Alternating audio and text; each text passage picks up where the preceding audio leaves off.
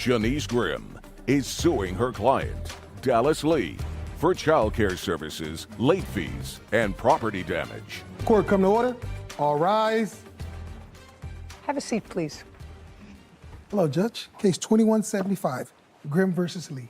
Thank you very much. Welcome. Miss Grimm, in what state do you live? Missouri. In what county? Jackson. You have a daycare center. An in-home childcare, yes. For how long? I started September of 2022. What is your house like? I have a single-family home with a finished basement and then like an attic type. It's 2 bedrooms. House has 2 bedrooms? No, up in the attic has 2 bedrooms. It's technically a 3-bedroom house, but it has made 6 rooms. And how many children do you have? I currently have 7. How old are they? 14, 13, 11, 8, 5, and 3, and 1, 18 months.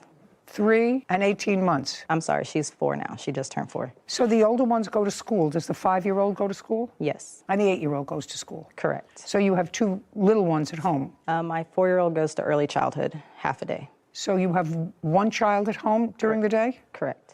And 1 half a day? Yes. And you have 3 children? Yes, ma'am. How old are they? I now have a 3-year-old, a 1-year-old, and a 5-month-old. And those were the children that you enrolled in her daycare center? Yes, ma'am. Ms. Grimm, what kind of licensing do you have, an application that you have to make in order to run an in-home daycare center in Missouri? So in the state of Missouri, as long as you have under 6 children, you do not have to have a license. As long as you have 6 children in total in the house, or 6 children That I'm watching. that you're watching? Correct. Because my school children are not considered watching, like under the law. Well, you certainly have to watch your 18-month-old. Yes, he's the only one. That's why I've always kept 5 children or less. It is your claim that Miss Lee entered her children into your program. She paid you for a certain period of time. She owes you for 2 weeks. Correct. And were those 2 weeks that her children were actually in care? Correct. Which 2 weeks were those? They are the last 2 weeks of October. Of 2022? Correct. And the children were in your program? Correct. Miss Lee, were the children in Miss Grimm's program the last 2 weeks in October? Yes, ma'am, they were. Did you pay her for the last 2 weeks in October? No, ma'am, I did not. How much were you supposed to pay her? For the last 2 weeks was supposed to be $600 because our agreement was $600 every 2 weeks. Okay, so it was supposed to be $600. Yes, ma'am. So now the ball is in your court so far. Ms. Grimm, we're not talking about a late fee. We're just talking about these 2 weeks. Correct. First, tell me your reason for removing the children. I removed my children out of her care because my children, every time that I picked them up, it was either they were harmed or injured, or my son, my 3-year-old, would tell me something had happened while I was gone at work in her care. My son had told me on numerous accounts that she hit him herself, and then he also told me that her 15-year-old son, or 14, I'm sorry, had also spanked him. And when I did ask him, well, I asked her, actually, I said, who is Trey? Because he said, Mommy, Trey hit me. We were getting in the car. They normally do help me get in the car with my 3 children, seeing I have one who's barely walking. You get going all over the place. Yes, ma'am. So they normally help me get in the car with my children, so they were outside with us. And my son said, Mommy, Trey hit me like this. I didn't know any Trey, so I asked her, who is Trey? And she said, that's my son. And he said, that's me. He was standing right there next to her. He said, I'm Trey. And I said, Bryson said that you hit him. And he said, yes, I hit Bryson. He said, I popped him because Bryson wasn't doing right. Bryson didn't want to go to timeout. On what day was that? That was on October 25th. And what was the last day that your children attended? October 27th. Okay, so despite the fact that Trey, your Trey? Yes, ma'am. Slapped the 3-year-old, said that he slapped the 3-year-old, you let him stay there for an extra 2 days. Yes, ma'am. Just that's it, yes. Now, where were you working that you had your children in daycare? I was working as a CNA. What is that? A certified nurse's assistant. Where? It's a Nursing home? rehab. Yes, ma'am. When did you start working there? I started working there in September. September of 2022? Yes, ma'am. Beginning of September? Yes, ma'am. And when did you stop working there? I stopped working there October 27th. That was my last day. If I were to call, would they tell me that they terminated you or you quit? I quit. Did you quit on the 27th? Yes, ma'am. And what about now? Are you working? I am. Who are you working for? I work through a temp agency, working per diem at different locations as a CNA. And who takes care of your children? My stepmom, My children, Just a second. And when did you start that job? I started that job about 4 weeks ago. So in December. Yes, ma'am. Late November or so. You left the children there until the end of October. It couldn't have been so disturbing for you, madam, to leave the children there until the end of October, another 6 weeks, if you felt as if they weren't getting adequate care. And if you did, that would be on you.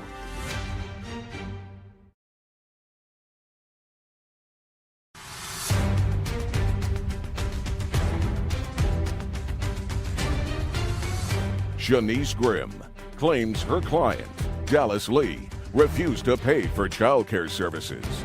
Dallas is countersuing for lost wages and emotional distress. So a relative has been taking care of your children? Yes, ma'am. Not all 3 of them. I had to send my 2 sons because I had to rearrange my daycare situation. I had to send them back to Texas to be with their dad. So 2 of them went back to their father? Yes, ma'am. And who do you live with here? I live with my dad. What does he do? My dad is a nuclear medicine technologist. So your stepmom takes care of one of the children. My 5-month-old daughter, yes, ma'am. Who's in the house.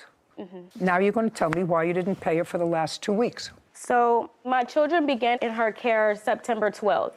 September 13th, she sent me a text message while I was at work, and she said, I want to let you know, Lil Mama was bit today by my 1-year-old on her cheek. She sent me a picture. I have this. Not interested. I mean, it's not that I'm disinterested. It's that don't show me anything from September, madam. You kept your children with her into October and through the end of October. And if anything was so concerning to you that you thought your children would be at risk, I'm certain that you would have discussed it with your father, and your father would have said to you, don't speak. Okay. And your father would have said to you, if you have a problem with the children, don't let them stay there. What you did, okay, I can see that you're dying to tell me something. What? Yes, ma'am. My daughter had no other choice but to keep her children in care because I work a full-time job. Let me explain something to you, sir. Your daughter was living with you? Yes, ma'am. Right. There is always an alternative, sir. I have young grandchildren, and I would say if I was legitimately concerned for their health and safety, I don't care what it is, stay home and take care of your children. You'll have a roof over your head until you find appropriate daycare. And if you didn't do that, then you're not much of a grandfather. Well, you can't use something that happened in September or early October to say, well, that's why I didn't pay the last 2 weeks. So you can't make excuses, sir. I'm telling you, I'm a grandmother and I've had little children. I don't care what you had to do. Quit my job, whatever that job is, and say, we'll all stay home and take care of the children until you find, or you stay home and take care of the children. I'll provide you with whatever basics you need until you get the right daycare. And if you didn't do that, don't tell me that your daughter didn't have a choice. There is always a choice when your babies are concerned. In our estimation at that time, we were giving her some hard life lessons because she does now have 3 children, and there are going to be some difficulties in this living situation. There are going to be some things. So what we're doing, we're giving her some tough love and saying, hey, you cannot give up just because the chips are down or because things happen. You have to try to figure things out. Well, that would be on you. That's not on her. This is not her daughter. It's your daughter. Absolutely. And your grandchildren, sir. Absolutely. And if you want to teach her some real hard lessons and say, you got to stay with the daycare, even though you're dissatisfied. We said give her a chance because it was the first day. So. It was the first incident, first day. We said give her a chance. Things happen sometimes. What I don't want to hear is from you, who seem like a very intelligent man, a working man, is my daughter had no choice. Your daughter has a choice. Her choice is to say to you, Dad, please, I have to find the right daycare. I have to stop working at this job. I may need a month. You may not have liked her previous irresponsible behavior, right? Correct. But the deed is done. She got 3 young children. Beautiful children. Right? So what you do is when you have 3 young, beautiful children, you protect them. Absolutely. And if you're not smart enough to protect them yourself, you got to rely on your father who's smart enough to do that. What I'm saying to you is your daughter used this lady's services and she has to pay for it. She may not send her children back, but your statement that you were so anxious to make to me, which is my daughter had no choice, she did have a choice, sir. She did have a choice. Before I would let my children stay in a place where I actually believed that they were being abused, because that's what she's suggesting. I mean, she's not suggesting that this young man, who I'm not condoning hitting a 3-year-old, gave him a slap on the rear end. I'm not condoning that. But there were no injuries to him. I don't know whether you've done it. I don't know whether she's done it to her child. You certainly don't want a daycare provider's child to discipline a 3-year-old. Absolutely. That's not what it's about. But after the first incident, what we were trying to teach her is that you don't just throw in the towel, because Ms. Grimm was just starting her service up. And September 5th. So we understand that there are going to be some hiccups and some things that she has to fix as she comes across them. And so she's a young lady. My daughter's a young lady. So as an older man, I'm trying to support 2 individuals to build their lives up. And so I told my daughter, I don't like that she was bitten, but at least she came forward very quickly and told you. So leave them there for now. And if anything else transpires, then we can start to look at things then. Yes, ma'am. Okay. Who do you work for, sir? I work for the Veterans Administration. And how long have you worked for the Veterans Administration? 21 years. Do you get paid every 2 weeks? Yes, ma'am. Let's say your boss at the VA all of a sudden decided they didn't like the work you were doing, and you left and they owed you 2 weeks' pay because you had actually worked for the 2 weeks. Absolutely. And you sued them for those 2 weeks. You worked there.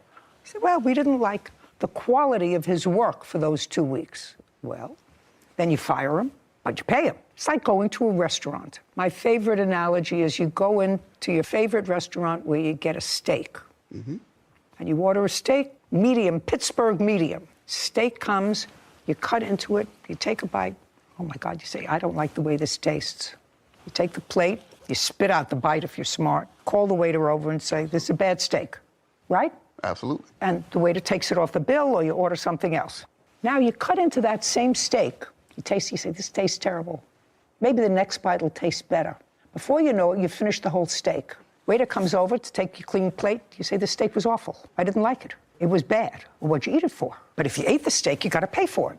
If you take a bite and say it's no good, I'm in your corner. Send it back. But your daughter ate the steak. She used her services for 2 weeks and didn't pay her. Well, we can't say that she used her services because there are other pieces of evidence that we have. Well, you mean you're talking about that sometimes she left the children with her husband? Yes. Yeah. Baloney. Your daughter had the benefit of daycare so that she could work. If you're not satisfied with the service, you stop using the service. If you continue to use the service despite the fact that you're not satisfied with it, you gotta pay for it. That's America. You got paid, your father got paid, she gets paid.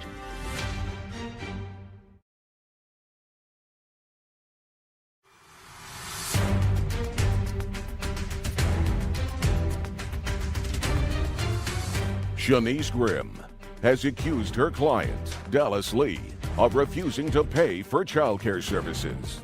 Dallas claims Shanice wrongfully disciplined and neglected her children. Your daughter had the benefit of daycare so that she could work. Absolutely. And she had the benefit of daycare from this lady that enabled your daughter to make money. But if we're talking breach of contract, the contract was breached when the husband watched the child. And Now you're not teaching your daughter responsibility. Now you're making excuses. Now you're not teaching your daughter responsibility. Your daughter worked to make money. You worked those last 2 weeks, didn't stay home with your grandchildren. You made money. Absolutely. The only one that didn't make money and had her 3 children for those 2 weeks was the plaintiff. She ate the steak. She used the service. She didn't have anybody else. It's not as if, well, I had to hire somebody else to take care of the kids the last 2 weeks, even though it was in my deal. So that's why I'm not paying them. She worked, you worked, she worked. And if her husband, if she ran out to the store and left her husband, unless you're telling me that that was such a breach of the agreement that your daughter took the children out of her program. Did she? No, she did not. She didn't say, I'm not allowing your husband to take care of my children, even if it's just for an hour. I'm taking my children out of the program. Dad, can you help me out for the next couple of weeks until I find something else? But you can't eat the steak, which she did. Now you can sit down. Can I say one more thing? Not if you want to continue to look foolish. Now you're not teaching her responsibility. Well, now you're not teaching her responsibility. I don't want to have to teach you responsibility. Well, you don't have to. I'm a veteran. I know what responsibility is.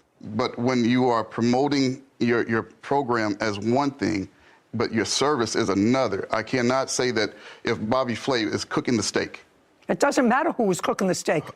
It was whether you ate the steak. It's whether you ate the steak. I get what you're saying, Judge, but if it's promoted as Bobby Flay cooking it and Bob Berger cooked it, and I don't like the taste, then those are two different things. Oh, no, sir.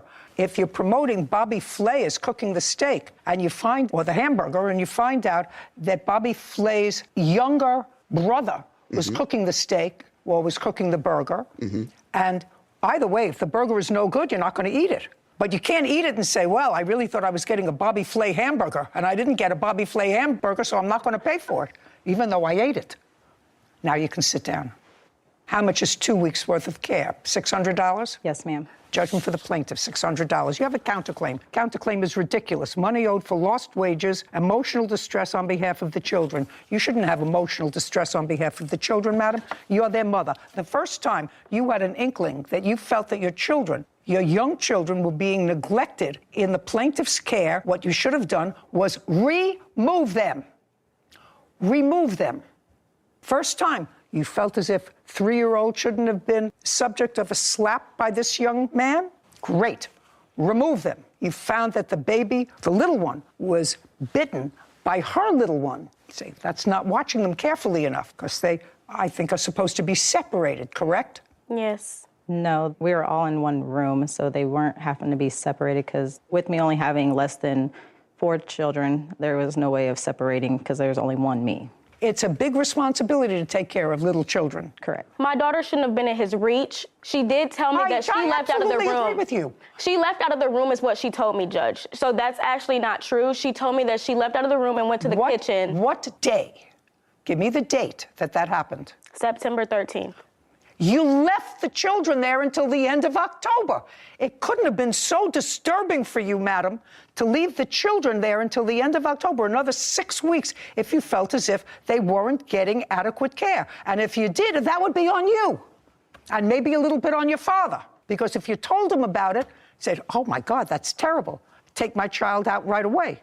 All 3 of them. But you didn't. You left them in there September 13th, 14th, 15th, 16th, 17th, 18th, 19th, 20th, all the way up until the end of September and the end of October. That's on you. Actually, she did not have them in the end of September because she was suspended from her job. So they were gone for 2 weeks in September. Were you suspended from your job? I was. I had to... That's my question. You were suspended from your job. When you were suspended from your job, did you take the children out of daycare? Yes, ma'am. Okay, and that's reasonable. She didn't give you a problem with that, I assume. No. And you didn't pay for those 2 weeks? I did not. Great. Well, these 2 weeks you're going to pay for. Because I don't believe I owe her anything. I don't care what you believe. If you're not listening to what I'm saying to you and you're fixed in your opinion, that means you haven't learned anything. Your father tried to teach you a little bit of tough love? What I'm telling you is, if you work, you get paid. If you're not satisfied with the service, you stop using the service. If you continue to use the service despite the fact that you're not satisfied with it, you gotta pay for it. That's America. You got paid, your father got paid, she gets paid. She didn't get paid for the 2 weeks you took your kids out. Didn't say to you, well, you have to pay me anyway. I have to keep this open for you. That was very fair. Took the kids out, didn't pay. You left your kids in, you pay $600. Your counterclaim's dismissed. We're finished. This court is adjourned. I am a little upset she didn't see things my way. The judge was kind of in my favor for the majority of it. You know, her leaving my children in the care of her 15-year-old son and also her husband. Then why did she continue bringing her children to me for another month? Also, my son letting me know that, you know, she hit him. I have never touched her children. I could take a lie detector test to prove it. It was pretty difficult for me because I didn't have any other choices. I didn't have anyone else who could help me with keeping all 3 of my children while I work. She actually never gave me excuses. She actually just told me she was going to pay me. Life is not easy. If you work, you should get paid. But you get back up and you keep moving.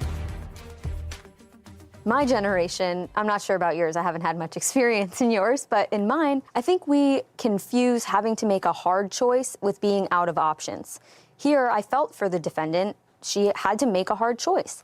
But even when her father came up and felt the need to burst out and say, my daughter had no options, she had no choice. Well, she did have a choice. It was a hard choice. You had to send your 2 older sons to live with their father and find a sort of mediocre, at best, childcare situation, but you made the choice to have those 3 children. And when you have children, you make a commitment to make the hard choices to benefit them. In their best interest. In their best interest. And if you're not prepared to do that, then you shouldn't become a parent. In any event, I tried to make my steak analogy. It didn't. I thought it was great. Okay. I had a great time. Great. I'm glad you I thought did. it was a Patricia Franchini and her husband Giovanni Nunez are suing their neighbor, Scott Elam, for the cost of a baby macaw bird. Court come to order. All rise. Have a seat, please. Hello, Judge. Hello, Kevin. Case 2194, Franchini Nunez versus Ellen. Thank you. You're welcome. Miss Nunez, Yes. your husband? Yes, ma'am. You and Mr. Elam? Elam, Your Honor. Elam are neighbors. Yes, ma'am. And you have backyards that are joined, separated only by a fence. Yes, ma'am. What kind of fence? It looks plastic. I'm not sure. It's Who a has a vinyl picture of the Your Honor. fence? And you each have, as would happen, dogs, same breed. No, ma'am. What do you have? I have a Shetland sheepdog and a Dutch shepherd, ma'am. And what do you have? I have shepherd mixes. How many dogs? 2, Your Honor. And you have 2. Yes, ma'am. This is what the case is about. This is the fence. It's not a chain link fence. It's either a wooden or a plastic fence. And you can see that underneath this fence, there's a board here where I assume there's a hole because the dogs dig holes to get to each other. Is that a fair statement? Yes, Your Honor. Fair statement? Yes, ma'am. Okay, good. Case is about an incident that occurred. You've been neighbors for a while, and you have had this dog digging also for a while. Also correct? Yes, Yes, ma'am. the defendant's. Okay. This incident happened on the 16th of December, 2022. Why don't you tell me what happened? I got up that morning to let my dogs out. Both. One dog. Okay, so the day started out, me and my husband woke up. My husband had to go get a tire fixed, so he took my smallest dog, my Shetland sheepdog, with him. I remained home with my 2 children. Slowly. Okay. Sorry. Go ahead. How old are your kids? They are 6 and 7, ma'am. Okay. I remained home with my children because they were ill, and I had an appointment with them later on that day. My husband went to go fix the tire at 8 a.m. I got up in the morning to let my dog out. Got up in the morning to let your dog out. Yes. The shepherd mix? Yes, ma'am. Okay. I let her out, and then she came back in, and I was cleaning, and my 2 children were in my master suite with my macaw, Penelope. Okay. That's what the case about. This case is about a macaw. Yes, The ma'am. cost of a macaw. Yes, Which is a bird. Yes, ma'am. Go ahead. My kids were in the master suite. I opened the door. I'm out there cleaning. I let my dog out of my And the dog came back. sliding door. She came back. Well, then she stayed by the door. Now, none of my windows have curtains, so I can... Just a second. So then, but she stayed by the door, but she was inside? She came back inside. I shut the door. This was 20 minutes went by. She's by the door. She's crying. I told her we would play later. I assumed she had to go to the restroom again, and I let her out again. She stood on the step, but she didn't go further than that, and she was just kind of staring out. From the left side of the house is where the defendant's dog, Bella, charged in my home. And then when I tried to grab her... When you say his dog, Bella, Yes. came into the side and ran into the house, that doesn't...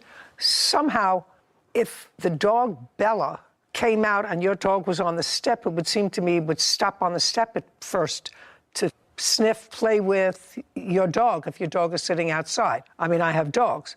Would go over to that dog first, not run into your house. You would think that, ma'am, but she's been in our house 3 times before this because I had to return her to the defendant on 3 separate occasions. And she didn't do that day. When she came in the backyard on the 3 other instances, I remember the very first time someone from that household came to my door, and I knew the dog was in my backyard, but I didn't open my door. I left her back there. I figured they'd come. They did. And I said, hold on a second. I put my kids, I put my Sheltie in the room with my bird, and I shut the door. Are we talking about the same No, date, ma'am. December? We're talking about other days that I brought. Okay, let's not go on tributaries. Yes, ma'am. What's your dog's name? Lucy. Lucy. So the dog just went straight into your house. And what did Lucy do? Lucy charged after her and tried to attack her. Okay, so the dog has been in your house before. Have there been incidents with the 2 dogs? No, ma'am. The defendant's dog is submissive to my dog. So the only time I brought the dog in my home was when I shut all the doors to all my bedrooms. Someone from the defendant's home came. I opened up the front door, brought her in, and she went straight out because there was nowhere else for her to go. Okay, so it's your dog that is Lucy is the more aggressive dog. Lucy's never been aggressive with her. I believe that Lucy was aggressive with her that day because of the way she came in the house. When you say Lucy was aggressive, what did she do? She started growling at her, and she started... In the house? Yes. Now they're in the house. Put a period there. We have the two dogs in your house. Yes. And they are growling at each other. So that's not a happy picture because they're big dogs. Yes. Now let's get to the bird. You purchased a macaw. Yes, ma'am. You have a photograph of what they look like? Yes. When did you purchase the macaw? I purchased her with payments over time. I completed the purchase at the end of September 30th. This is the macaw. Yes, ma'am. That's my A parrot. Yes, ma'am. In December, how old was she? She was going to be 8 months. And how much did you pay for her? I paid $4,320.08 for Penelope. Okay, can I see the bill? Absolutely, ma'am. Her birth certificate along She's with beautiful. all of the... Pretty bird. Thank you, ma'am.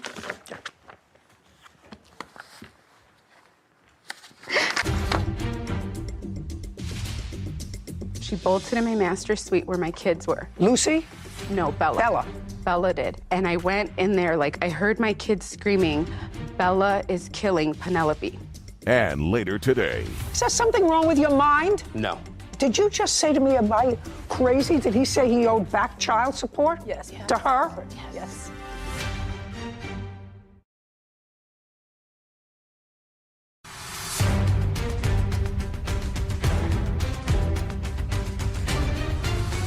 Patricia Franchini claims her neighbor, Scott Ellum, owes for the cost of a baby macaw bird killed by Scott's dog.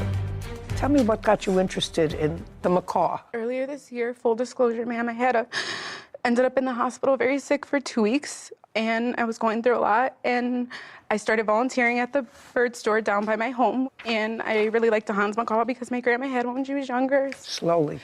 Yes, ma'am. And so I spent a lot of time bonding with the birds there, and my husband and I thought it would be good and therapeutic for me, given what I had been going through. Okay, now the two dogs are in your house, sort of fighting with each other. They did not fight, ma'am. I did not allow Well, them to. growling. Yes, ma'am. Growling at each other. And tell me what happened with Bella and the macaw. I tried to calm Lucy down, and my master door was open. Everything was happening so fast. I know I'm describing it slowly, but it was quick. She bolted in my master suite where my kids were. Lucy? No, Bella. Bella. Bella did. I heard my kids screaming, Bella is killing Penelope. And That's the bird. Yes. And I tried to get to Bella. I couldn't. My dog was standing in between us. And while I was with the two dogs, then my son thought, oh, I'm going to go get her. And that's when Bella kind of snapped at him and she scratched him. And so then I couldn't get her. I couldn't. She literally was like chewing her up and like dropping her and like biting her again, you know? And it wasn't until my Dutch Shepherd bit her on the nose that she finally let her go. And I swooped and I grabbed her. I booked it to my pantry in my kitchen with my kids. And Lucy stayed in front of the door. And I have a door on it, and I just stayed in there. And I called my husband, and I was screaming on the phone. He got home maybe, I don't know how long. It probably really only was like 5 or 10 minutes, but it felt like forever. She was like And where dying was in my Bella arms. during this time? Bella was around the pantry with the bird in her mouth. And then I took the bird from Bella, and then I put her to the cage. And then Lucy just stayed by the parrot. And then I opened the door and talked to the kids. They were all hysterical, and I was trying to understand what she was saying. Where was Bella? Bella was in the kitchen with a parrot. And how did Bella get back to the defendant? I walked her over. How did you do that? Kind of like how a mother pup grabs her by the neck. I grabbed her by the neck, and I walked her over. Okay, your dog killed their bird in their house. And? Your Honor, the hole that allowed Bella to get into their backyard is primarily dug by their dog over the course of many, many months. And? I continued to repair my side of the fence. Their dog continued to dig the hole, destroyed wood that I had put there. The dog got through. In that story, it's sad, but that's not the story that he gave to my wife when he came pounding on my door. Well, you can't tell me what he said to your wife, sir. Okay, that's fair, Your Honor. I can tell you what he said to me. I called him. You can tell me what he said to you. Instantly? Just you have to understand, he wasn't home when your dog got into the house. He came home at the end of the episode. Do you understand that? I understand that. Okay. Understanding that, you can tell me your version of what he said to you.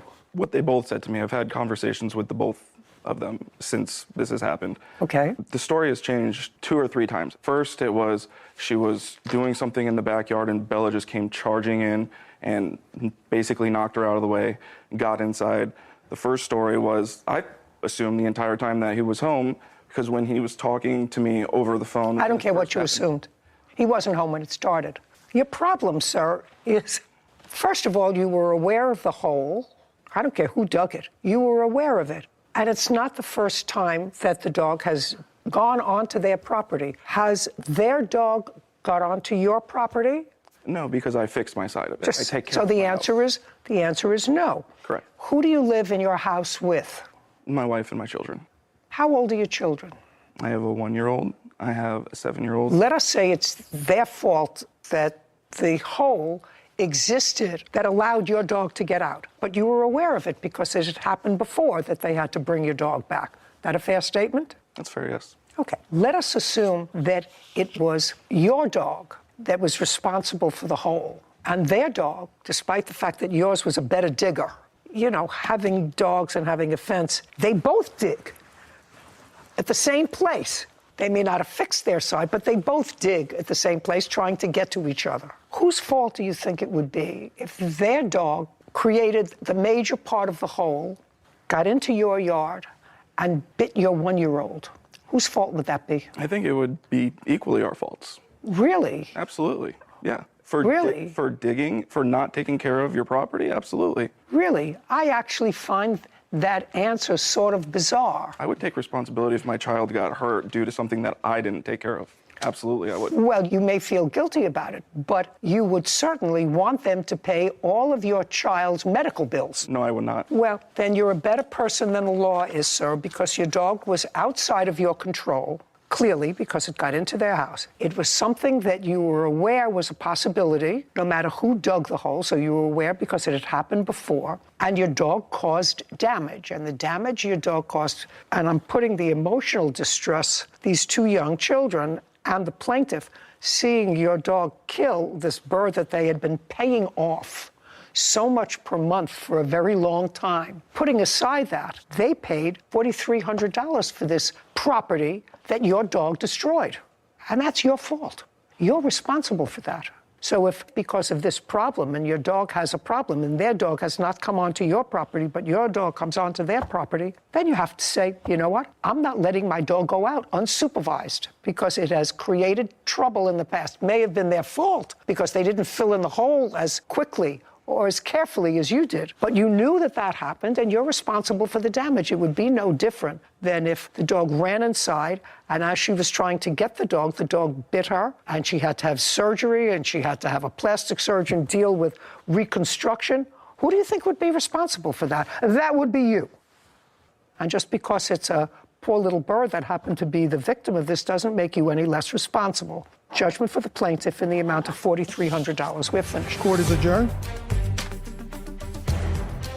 I feel like it was justice for Penelope. When a homeowner doesn't take care of their property and someone lets another dog in their house, they shouldn't be blaming other people for that. It was extremely difficult to hear my kids screaming like that and do nothing to calm them down. The judge's ruling is the judge's ruling. I hope that he never gets another pet again. I don't think there's gonna ever be a relationship, which is totally fine by me.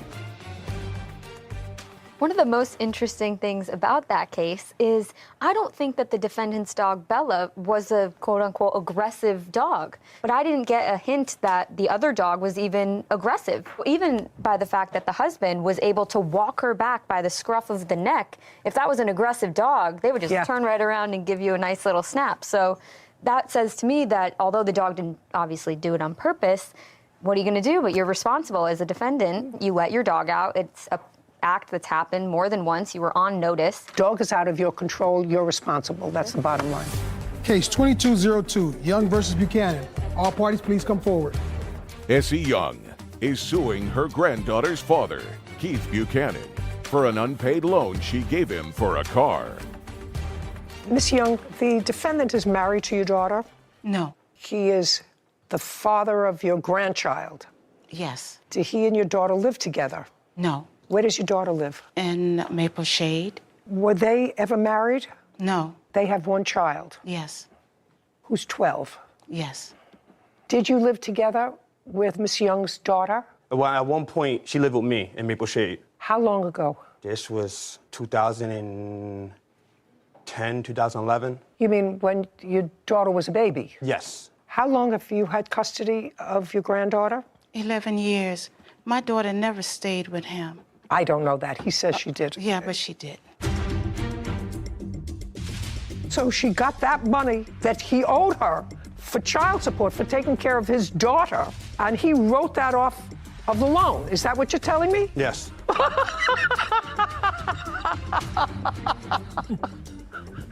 Oh, my God.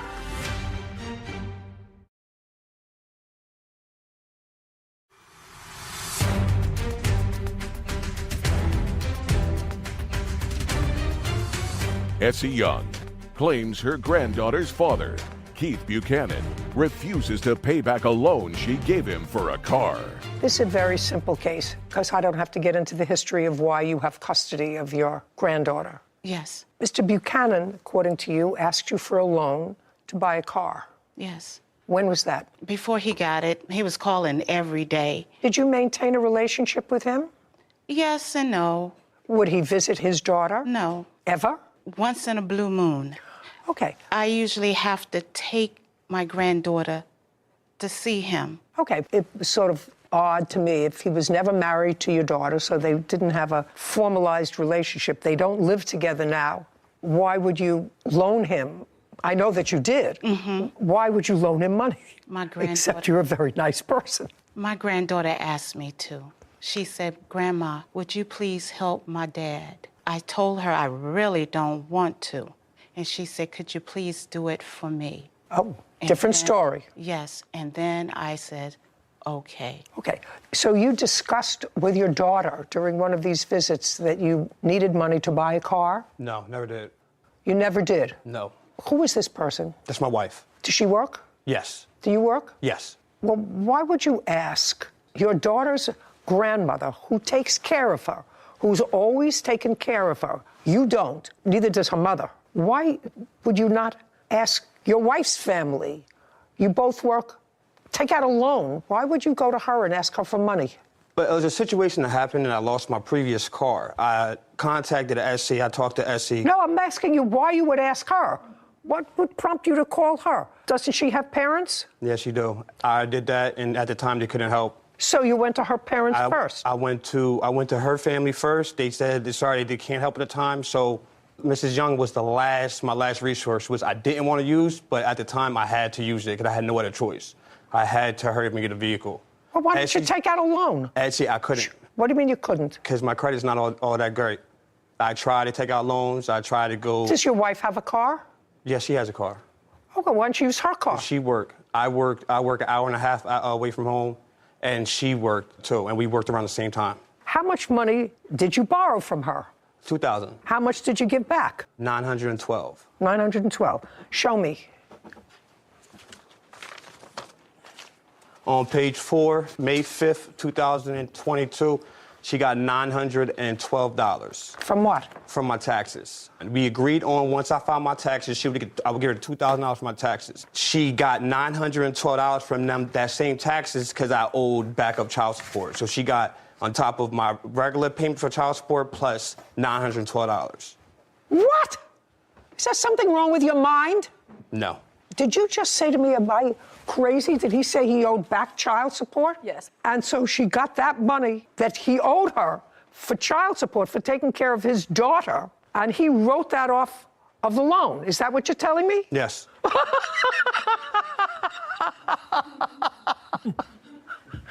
Oh, my God. That's the dumbest thing I ever heard. Well, not ever. I should take that back. It's the dumbest thing I've heard today. If you owed her back child support, how much did you owe her? I only owed her $900. In back child support? Yes. Okay. That I fully forgot. Just a second. You owed her that money. In addition to owing her that money, you owed her $2,000. Do you understand that? So you owed her $900 plus $2,000. Are you not following me? Am I getting something wrong here? I'm with you. Are you following that? That's either a yes or a no. No, I'm not. Okay, well, I'm going to repeat it again. What you said was they took money out of your taxes for back child support, $900. So that means you paid her $900 of the $2,000. That's what your argument is. Yes. Am I getting that? Yes. You already owed her the $900. I had no awareness that I owed her $900. When I found out that $900 got taken out the taxes, I had no tax coming back. I was like, look, you got $900. You're going to have to give me time. And that's when it went south. Oh, you got $900 that I owed you anyway. Now I need more time. Oh, my God. How is your granddaughter in school? She do okay? Yes, she does well. Okay? Yes. Okay. Either his math skills or his moral skills are somehow lacking. It's the moral. Judgment for the plaintiff in the amount of $2,000. We're finished. Thank you very much. This court is adjourned. I think the judge seen right through him. He was going to be miserable, so I just let him be miserable. No one thinks like that. As long as she go about her life, I go about my life, leave my family alone. I just think he was hustling me. Only contact me when he got something to do with my daughter, that's it. I don't want anything to do with him either. So initially, I may have been a little lost. It took me some time to get there. But I thought that what the defendant was saying was that he was expecting $2,000 on his tax returns. So he told plaintiff, when I get it, I'll repay you the $2,000. And then in his mind, when the $900 left the account, he didn't know that that was not going to be there for the back child support. So he only had, the $900 and change left to give her. I was like, okay, that makes sense. He thought that it would be the full $2,000. Come to find out, he thinks that the back child support is what fulfills his loan obligation, which wasn't even the full amount, not even half. And all to someone that has been raising your child for 12 years. He's probably worse at math. Katie Calderon and Amante Nepomuceno for rent and the cost of 2 cats. Court come to order. All rise. Have a seat, everyone. Case 2170, Judy versus Calderon Nepomuceno. Thank you. You're welcome. Oh, my goodness. Calderon. Hello. What's your first name? Amante.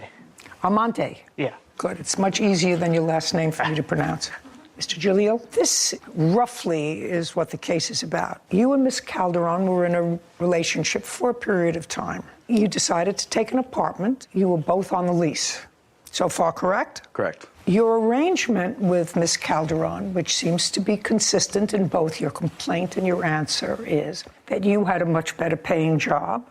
She was going to provide the food and some other stuff for the house, and you were going to be covering the rent when you lived together, which you did. Correct. There came a time when Amante, who was a friend of yours, came to live with you. According to you, he was going to help out with the rent. Correct.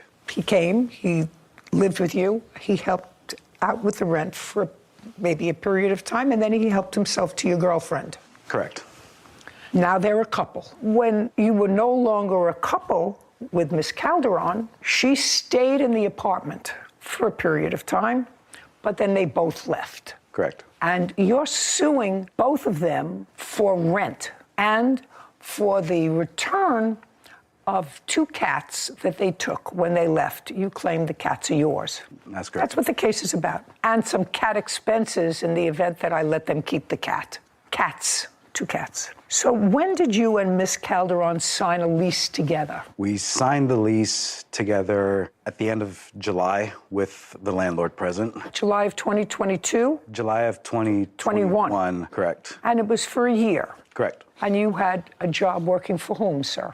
I worked for a company called Steris. What do they do? They provide medical equipment to hospitals all over the world. How long have you been working for them? I'm going to have 8 years under my belt this year. And when you moved into the apartment in July of 2021, what kind of work was Miss Calderon doing? At the time, she was working at an animal hotel. It was a pet daycare boarding facility. Okay. Were you an hourly employee? I was an hourly employee. And I am correct that when you moved in July, your arrangement was that you were going to pay the rent. That was the arrangement. Correct. When did Armante come to live with you? About August to... That's right. correct. Shh. Amante was going to be our third roommate. You mean 1, 2, 3? Correct. Well, you're not roommates, really. You and the defendant, Miss Calderon, were not roommates. You shared a room. We shared a room and Amante was going to live where? in another room. And what was your arrangement with Amante with regard to paying rent? We would split the rent 3 ways. Is that correct? Yes. And how much was your share of the rent? I would say approximately $927. How long did you live there? I was there when they signed the lease. I watched it all happen when they signed the lease. I came in, they signed everything. Well, you didn't sign the lease. I did not. But you were there from the beginning? Yes. And it was your agreement with the plaintiff that you would pay 1/3 of the rent? Yes. Great. We asked the landlord Okay, to. so, hey, try not to hold each other's hands. Let's do the coochie someplace else. So you agreed with the plaintiff that despite the fact that you were not on the lease, you were going to assume the responsibility of 1/3 of the rent, $927. Yes. So you moved in July, August, September, October, November, December, January, February, March. You left in April? Yeah. So you were there for 9 months? Yes. Did you pay rent for the 9 months? Yes, ma'am. Is that correct? He paid rent for about the 7.5 months. Okay. And then you left? Yes. Why did you leave? I decided to leave because he decided to go to another place he was offered. So what do you mean he decided to go to another place? He got a place from his grandparents in another city. So I couldn't hold down the rent with her. So I decided to leave to save money and go back to my parents' house. Now, Mr. Jalil, you see, you don't make up a story like that, like he just told me. A lot of that has the ring of truth to it. Where are you living now? My grandparents' house in an in-law unit. So when did you tell them that you were going to a different place? In March. When did you leave? I left in July. Did you let him know that you were staying until the end of the lease? I what? I discussed with them that I would be leaving, but I would stick around to help them find either a different location or even suggesting that we all went back to our respected families just to, call it. Mr. Jalil, this isn't working for you. I have to tell you something, sir. This case is not working for you at all. And it's only because Mr. Amante is very direct with me that you're suing them for $10,000. Where does that come from in your mind? Your agreement with her was you were going to pay the rent. You were never out of pocket. Your agreement was you were going to pay the rent. He paid his rent when he was there. He paid his 1/3. You then told them you were leaving. That's a whole different story than what you wrote in your complaint, Mr. Giulio. Do you understand? Correct. It's a whole different story. So, at best, Armante would owe you for 3 months' rent if they just left. But you told them that you were leaving. Now, when did you find out that they were a couple? I found out at the end of April. Were you all living together? Yes. So you just had 2 months left to the lease. So he was paying you, he paid you in March, you had May, June, you signed the lease in July, so it was over at the end of June, June 30th. It would have been over at the end of July, Your Honor. Well, she doesn't owe you any money for rent. At most, he owes you 2 months' rent. Tell me why you left. My job doesn't pay that well, so I decided to go back to my parents' house.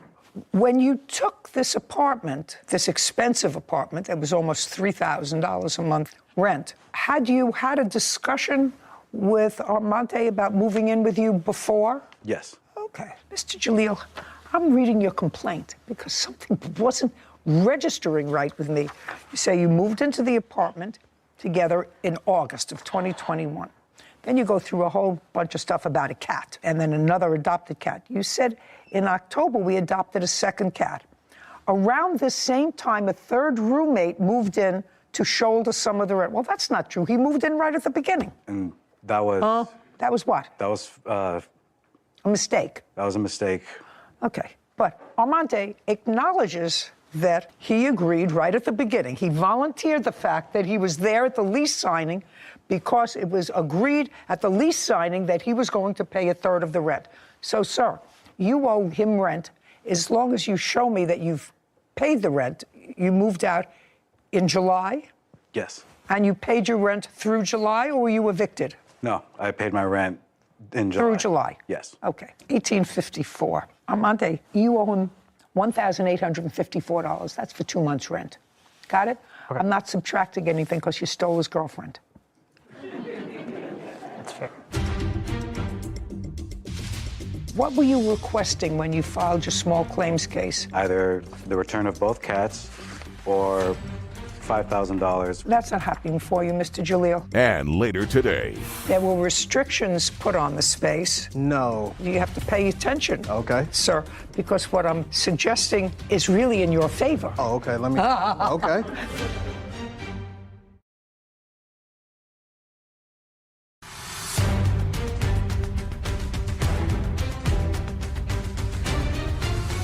Kamar Jalil claims his former roommates, Katie Calderon and Amante Nepomuceno, are wrongfully keeping his cats and owe him rent money. Now let's deal with the issue with the cats. She doesn't owe you any rent. That was not your agreement with her. You moved out in July.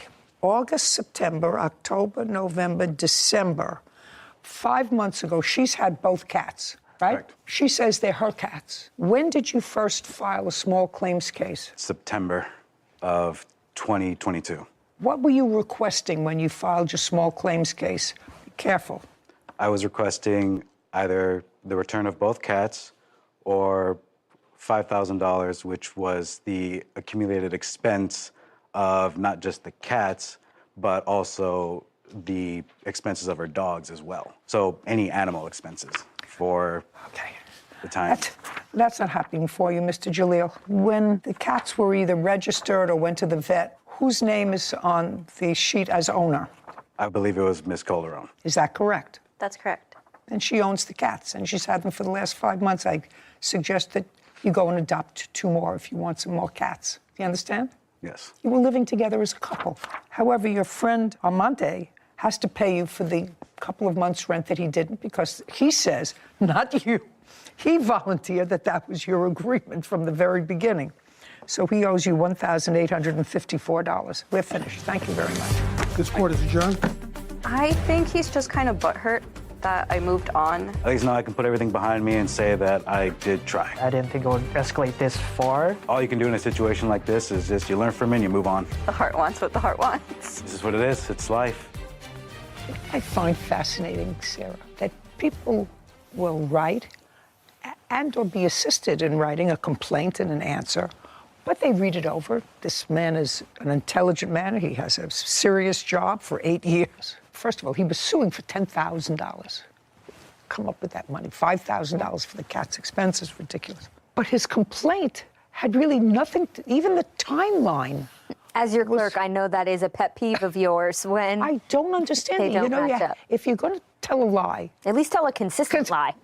Right. I think the right thing happened. I think the defendant friend admitted himself that he owed the rent, and that was great, even though he probably should have just kept his mouth shut. And not said, I was there when the lease was signed. This was always our agreement. Yeah. I was going to be the but third he was roommate. honest, which we always appreciate, and so I think the right thing. So I think he needs to, like you say, put a period, move on. Move on. Anyway, all happy, and they look happy. They couldn't keep their hands off each other. Case number 2172, Foster Gardner versus Menzel. All parties, please come forward.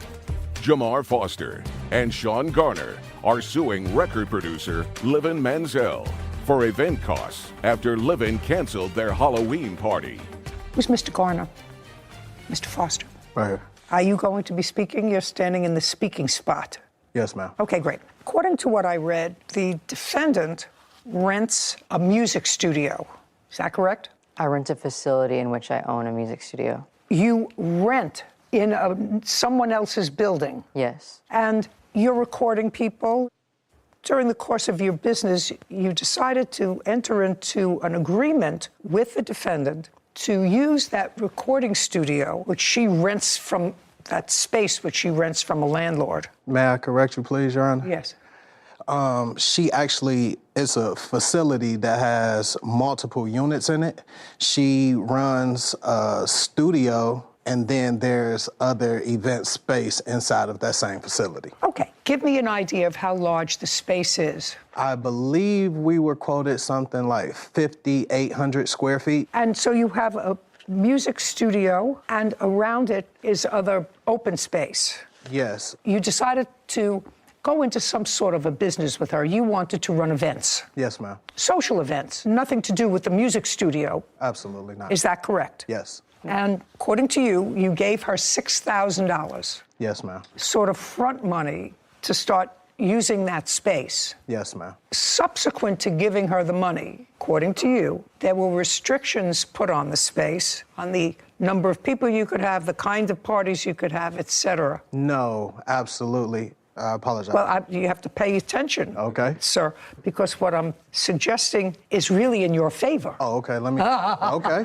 So, is really in your favor, so you have to think. Okay. Subsequent to giving her, that means after giving her the money, restrictions were put on the kinds of events and the number of people you could have in the space. Is that true or not true? That is absolutely true. No, that's not. I'll get to you in a second. Okay. And you want your $6,000 back. Yes, ma'am. And that's what it's about. The defendant does not deny that you gave her $6,000. And then I'm going to hear what her defense is. So I want you to tell me when, for the first time, did you have a discussion with the defendant about going into this business venture where you would front the money and whatever events you would have there, you would reap the benefit, the financial benefit from that. When did you have that discussion with her? Okay, so we met living at the end of August of 2022. We actually signed the agreement pretty fast. We signed the contract agreement on September 1st. May I see the agreement? Yes, ma'am. There was no agreement signed, so I don't know how it could be signed. She keeps arguing that. Just a second. Could you be quiet? Yes, ma'am.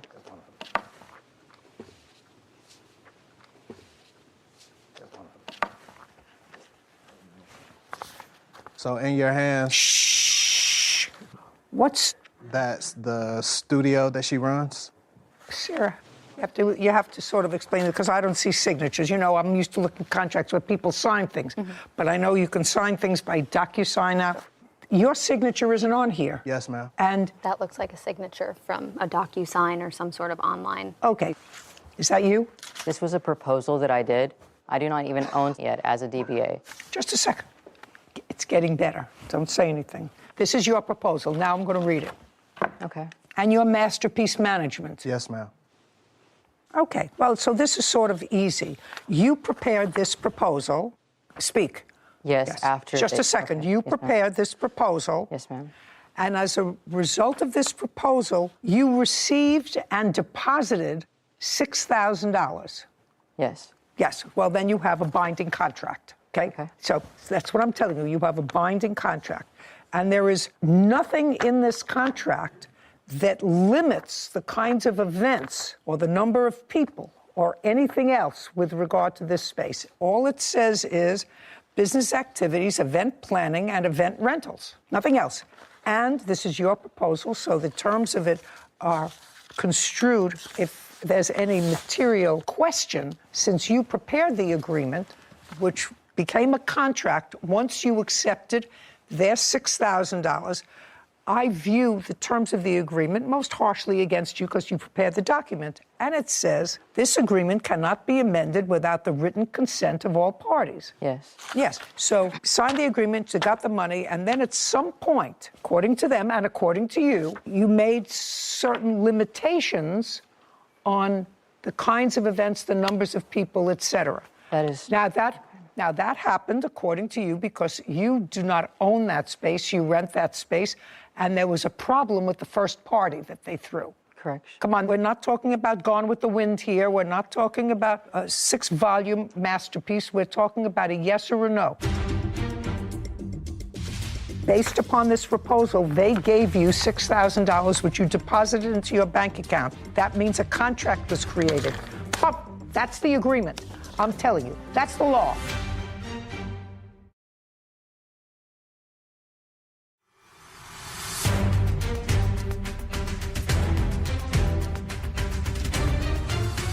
Jamar Foster, and Sean Garner claim record producer Livin Manziel broke their agreement by canceling their event. Livin is countersuing for the costs of a recording session. Okay, there was a party that got out of hand. Yes, ma'am. Okay, and after that party that got out of hand, too many people or whatever it was, your landlord complained. Yes. Okay, and it was after that that you told your two partners that We are not partners. Yeah, according to this, you are.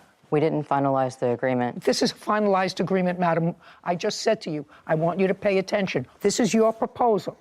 Based upon this proposal, they gave you $6,000, which you deposited into your bank account. That means a contract was created. That's the agreement. I'm telling you, that's the law. Okay. You prepared the proposal, you signed it, they said, okay, and they fulfilled their part of the agreement by giving you $6,000, which you accepted. Got it? Got it? And you can't, according to the agreement that you prepared, modify this agreement any other way than a written contract signed by both parties. You can't change the rules. Did you know that this was rented space? We didn't have all of the details about the place. Well, see, next time you should know what you're dealing with, whether she's the owner or whether she's not the owner, whether she's a renter, whether she has the ability to rent out to sublease for events. I mean, all of these things, before you give somebody $6,000, you should know that. Okay. And you had one event at the space? No, we actually didn't get an opportunity to throw any events at the space at all. The event that you were speaking of, she had partnered with another group of promoters and individuals to throw that party. So you didn't have anything to do with that? What was it, a Halloween party or something? It was a Halloween party, but that wasn't with you? No, that wasn't. Is that correct? He was a part of the event. Is that correct, that No. it was with other people? Yes, it was correct. It was with other people. They were just associated with the event. They worked at the event. And I don't care whether they worked at the event.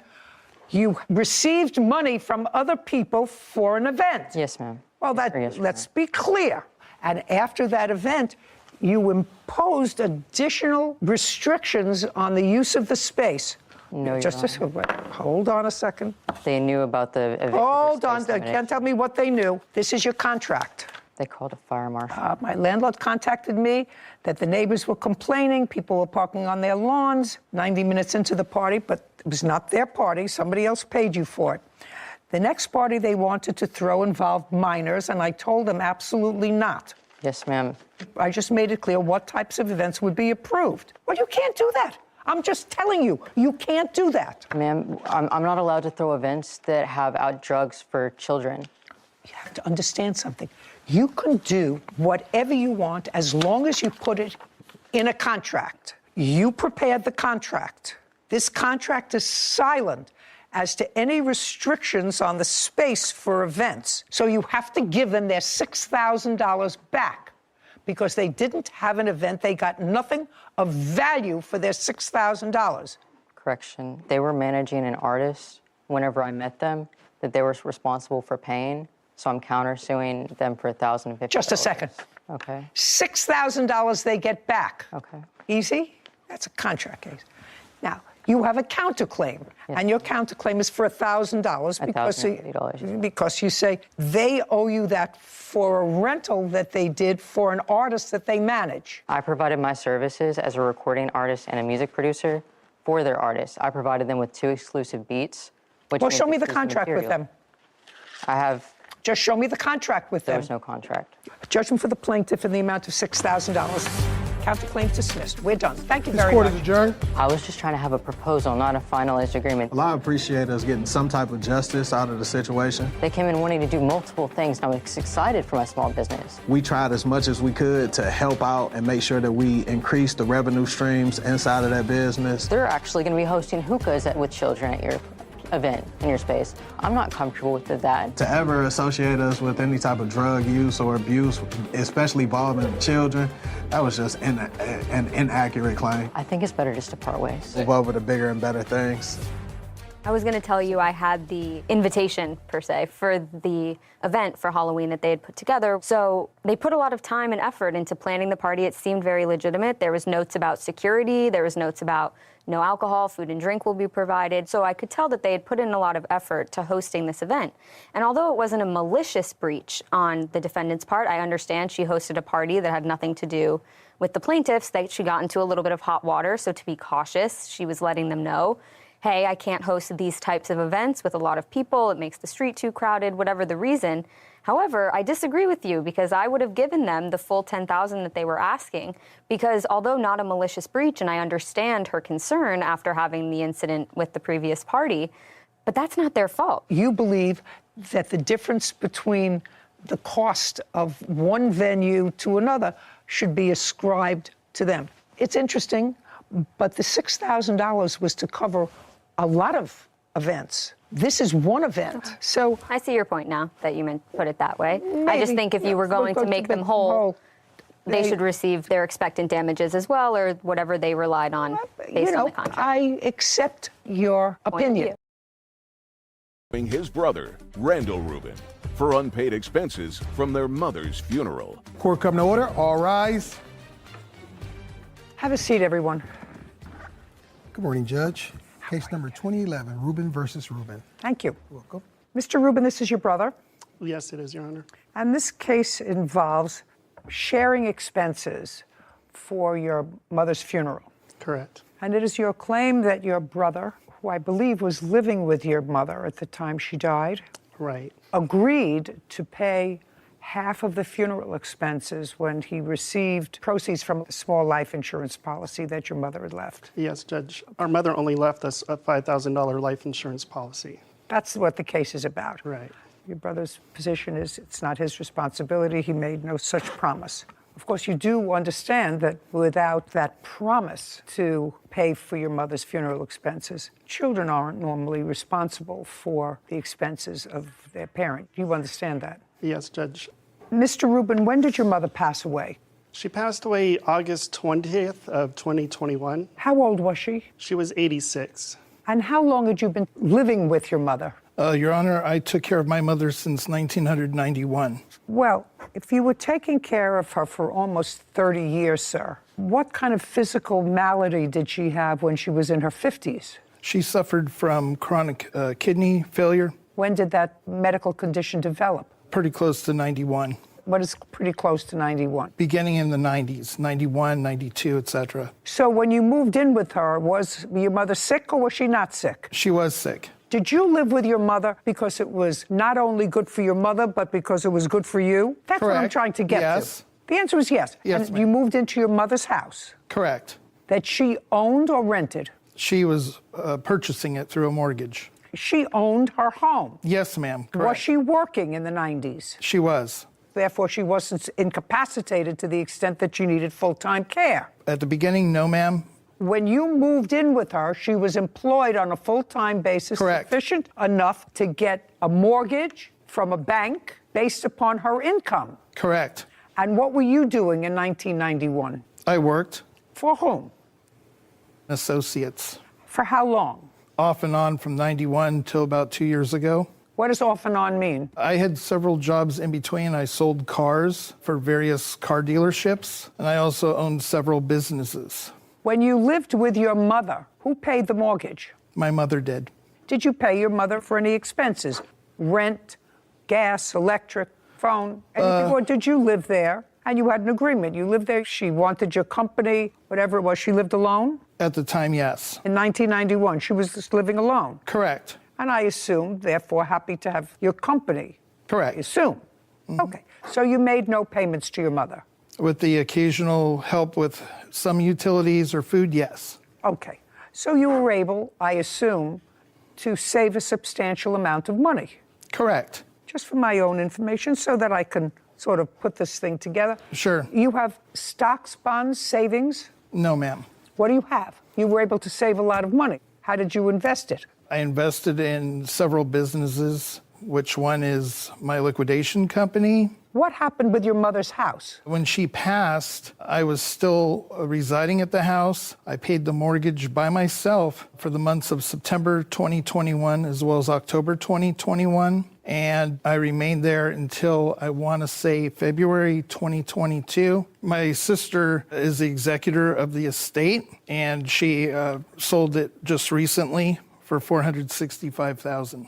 Okay, so what I'm gathering from you, you paid the mortgage, you say in September and October, then you stopped paying the mortgage November, December, January, and February. That is correct, ma'am. But you lived in the house? I did. Rent-free, because you paid nothing? Correct. Where are you living now?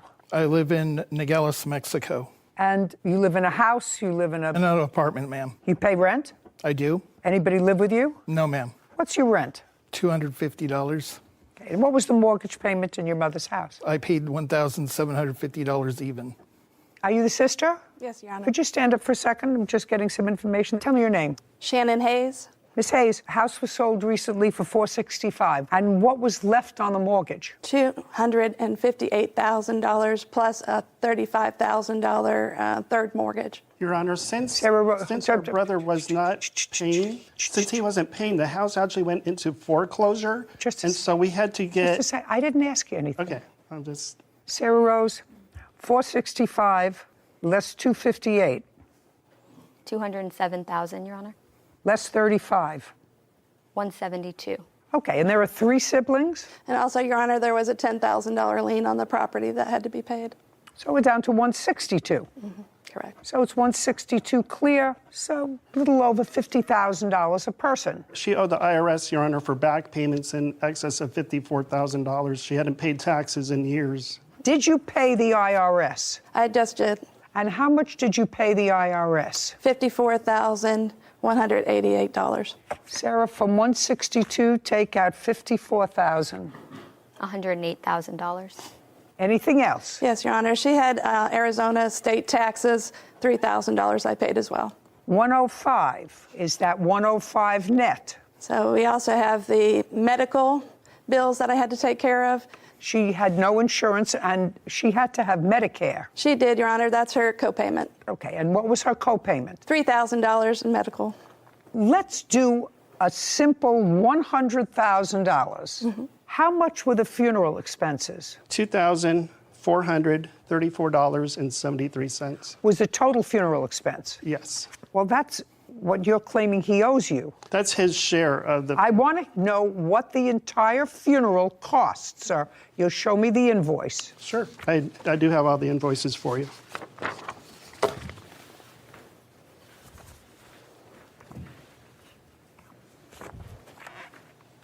The first one, Your Honor, is just for the cremation services. 1058. Correct. Okay. 1058. The next one should be from the cemetery. This is the total funeral home charges, and this is cremated remains internment of $2,200. Correct. The next invoice you should have, Your Honor, is from services provided by a rabbi. Okay, that was $600. Your Honor, it was actually $700. I paid the rabbi $100 as an honorarium. No, that's $600. Whatever you want to pay him as an honorarium, that's fine. So the total expenses are $3,858. You should have another invoice for a proposal for a headstone as well. 1717. Yes, Your Honor. 3858 plus $1,717. $5,575. That's it. Okay. I assume your mother died without a will. Correct, Your Honor. Okay. And you are the only surviving siblings? Yes, Your Honor. The estate will be divided into 3 parts. Correct. So each one of you will get about $33,000 from the estate after all of the expenses have been paid. There's also the real estate commission fees that we didn't mention to subtract from the net income. And what were the real estate commission fees? $30,000. Oh, yeah, that's a substantial amount. Yes, Your Honor. So 108 less 30, $78,000. So now you're down to $25,000 each. That's correct, Your Honor. What I'm trying to figure out is, even giving you all those expenses that you paid, your mother's estate, absent this $5,000 life insurance policy that there was, correct? And you got a share of that life insurance policy. How much? Yes, the answer is yes. How much did you receive? $2,500 even. Okay, $2,500. Yes, ma'am. And did you get a share of that life insurance policy? No, Your Honor. Did you? Yes, Your Honor. I also received $2,500. Great. And the estate had net, after everything, at least $75,000 divided by 3, which is $25,000 apiece after you pay all expenses, which in this case would have been funeral expenses. Do you understand where I'm coming from, sir? I do. I have children and grandchildren. 10 years is a long time. That's a grandchild. If she didn't see me at least once a month, she better keep her fingers crossed that I don't change my will.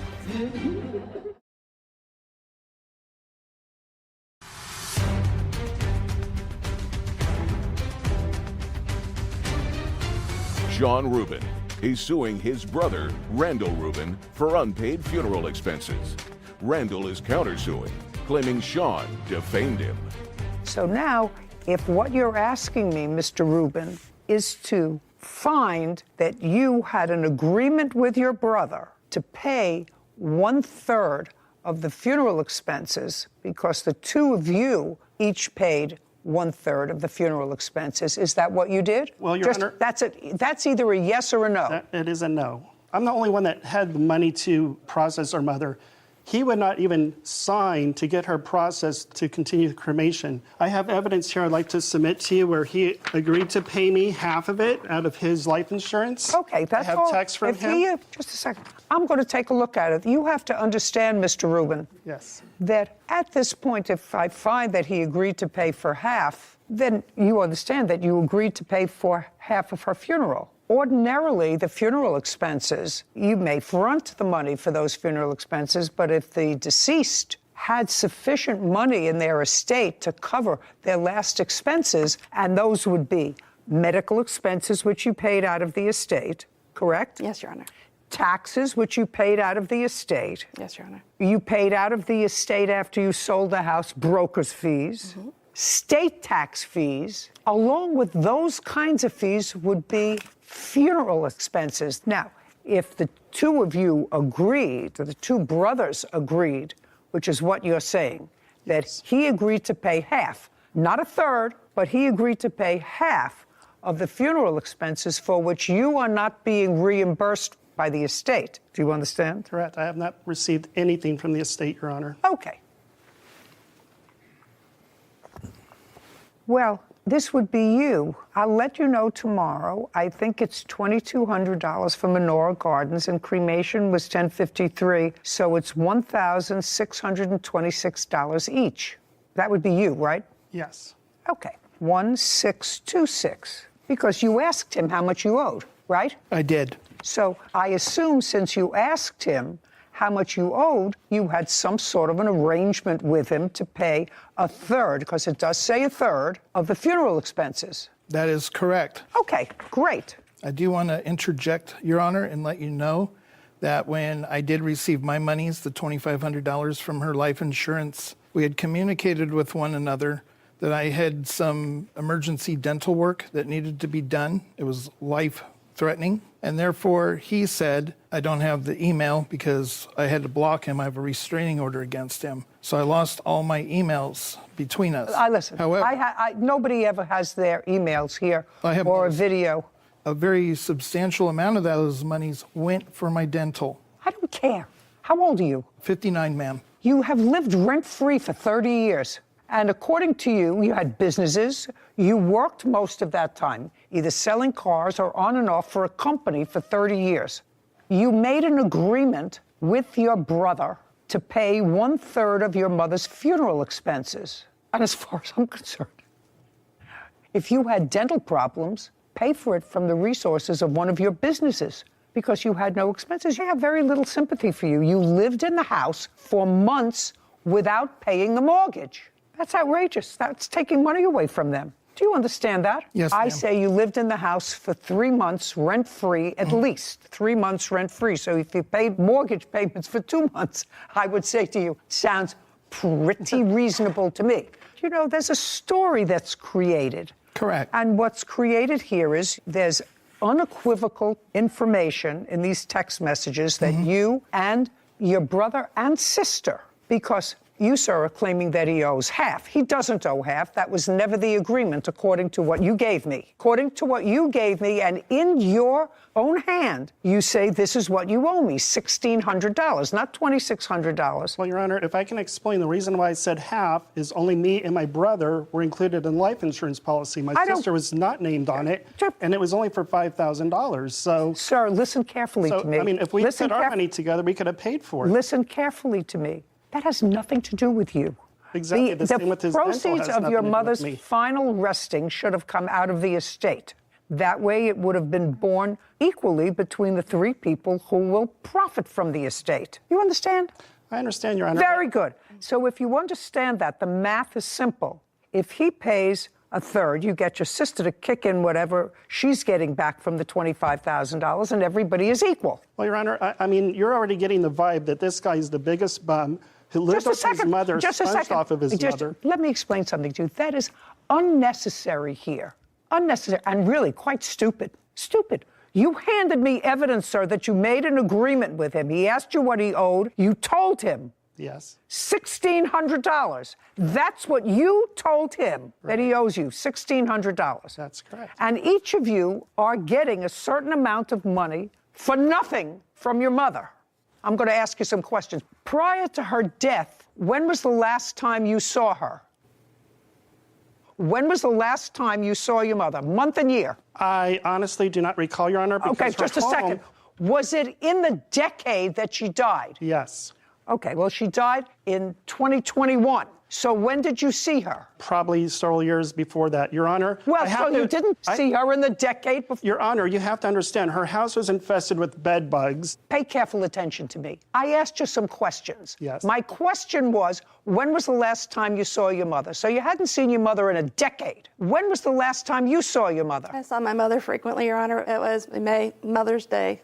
Okay, Mother's Day of 2021. And Your Honor, I did... Shh, I'm not speaking to you. March of 2021. Prior to that, when did you see your mother? November 2021. Wait a minute. How could you see her in November 2021 if she passed in August of 2021? November 2020.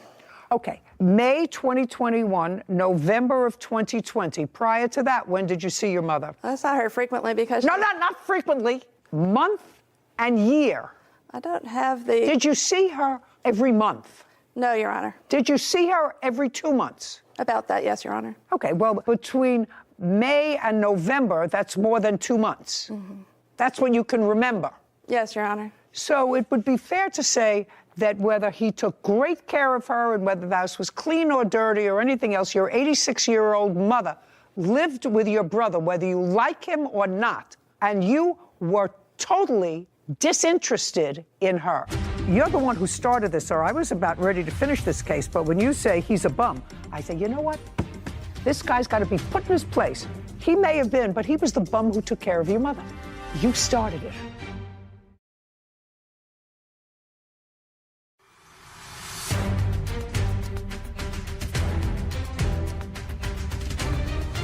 Sean Rubin is accusing his brother, Randall Rubin, of not paying his share of funeral expenses. Randall claims Sean spread multiple lies about him. So it would be fair to say that whether he took great care of her and whether the house was clean or dirty or anything else, your 86-year-old mother lived with your brother, whether you like him or not, and you were totally disinterested in her. Well, that's not true, Your Honor. Well, I want to know if you didn't see your mother in a decade, and she had failing health, I would say, as a child, you were totally disinterested in her. I did visit my mother after she had kidney replacement or kidney surgery. I visited her after her surgery. We both did. Just a second. Do you understand where I'm coming from, sir? I do. I have children and grandchildren, right? Sure. 10 years is a long time. That's a grandchild. If she didn't see me at least once a month, she better keep her fingers crossed that I don't change my will. Well, Your Honor, I'm sure that Sarah is very close to you, where we live out of state. Just a second. We both have real jobs. Just a second. If her father didn't visit me at least once a month, and we live in different states, he too would check the will. So what I'm telling you is, if you don't see your mother for 10 years, you are a disinterested child. You're the one who started this, or I was about ready to finish this case, but when you say he's a bum, I say, you know what? This guy's got to be put in his place. He may have been, but he was the bum who took care of your mother. No, oh, absolutely not. Oh, really? Did your mother have full-time nursing care for the last 10 years? The answer is either yes or no. It's an absolute She no. declined. That's not what I asked you. Not what she declined. Did she have full-time nursing care? That's a yes or a no? Yeah, Your Honor. Okay, so if she didn't have full-time nursing care and she was in poor health because, based upon your blurted-out answer to me, you thought she should have full-time care. Yes, Your Honor. Right, but she didn't. So he took care of her. You don't like the way he took care of her. That's your prerogative, but you let him take care of her. And you went about your business in your own states where you live, and he took care of her. And you didn't like him, and he may have been a sponge and a bum. You started it. But you were not interested enough in your mother to move next door to her or to have her move next door to you when she got sick. Your Honor. Somebody else I actually did ask her to move in with me, and she declined. Right. She didn't want to live with you. There had to be a reason for that if she was being abused. Your Honor, there is. Unless, do I look like I need help from you? No, of course not. Then I want you to be quiet. Yes, ma'am. You owe him $1,600. That's it, not $26. What he's asking you. Put it down. I have a counterclaim. $1,600, and I'll hear your counterclaim. Thank you. Which sounds a little ridiculous to me. I'm finished with you. $1,600. That's what you owe, except for the counterclaim, which I'll hear. Well, the counterclaim is that they posted something on the internet that says that there were bugs in the shoes you were selling. If that's just a second, quiet. Your counterclaim says that he defamed you and your business because he wrote on the internet that there were bugs in the shoes you were selling. I couldn't make that up. Let me see. Maybe I did make it up. You're correct. That's exactly he posted what he wrote. that there were bugs in the shoes I was selling. He also put that I impregnate Hispanic women. Just a second. First of all, that's not in here. It's right here, ma'am. It's not in my answer. So I want to see where he wrote. And who knows what you're doing in Mexico? I have no idea what you're doing in Mexico. Show me what he wrote about the bugs in the shoes that you're selling. Giving me a whole lot of nonsense there that I'm not going to read. It's not. These are the posts that he put online. These are also letters from my mother in her own. I'm not reading the letters from your mother. Okay. I'm reading a post or more where he says there are bugs in the shoes you are selling. Yes. Period. Do you want to hear the audio that he sent to one of my employers? No. I want to see where he wrote there are bugs in the shoes you are selling, which is what's in my answer. Right here, ma'am. May I have it, please? And I do have a restraining order on him as well. I'm not interested in your restraining order.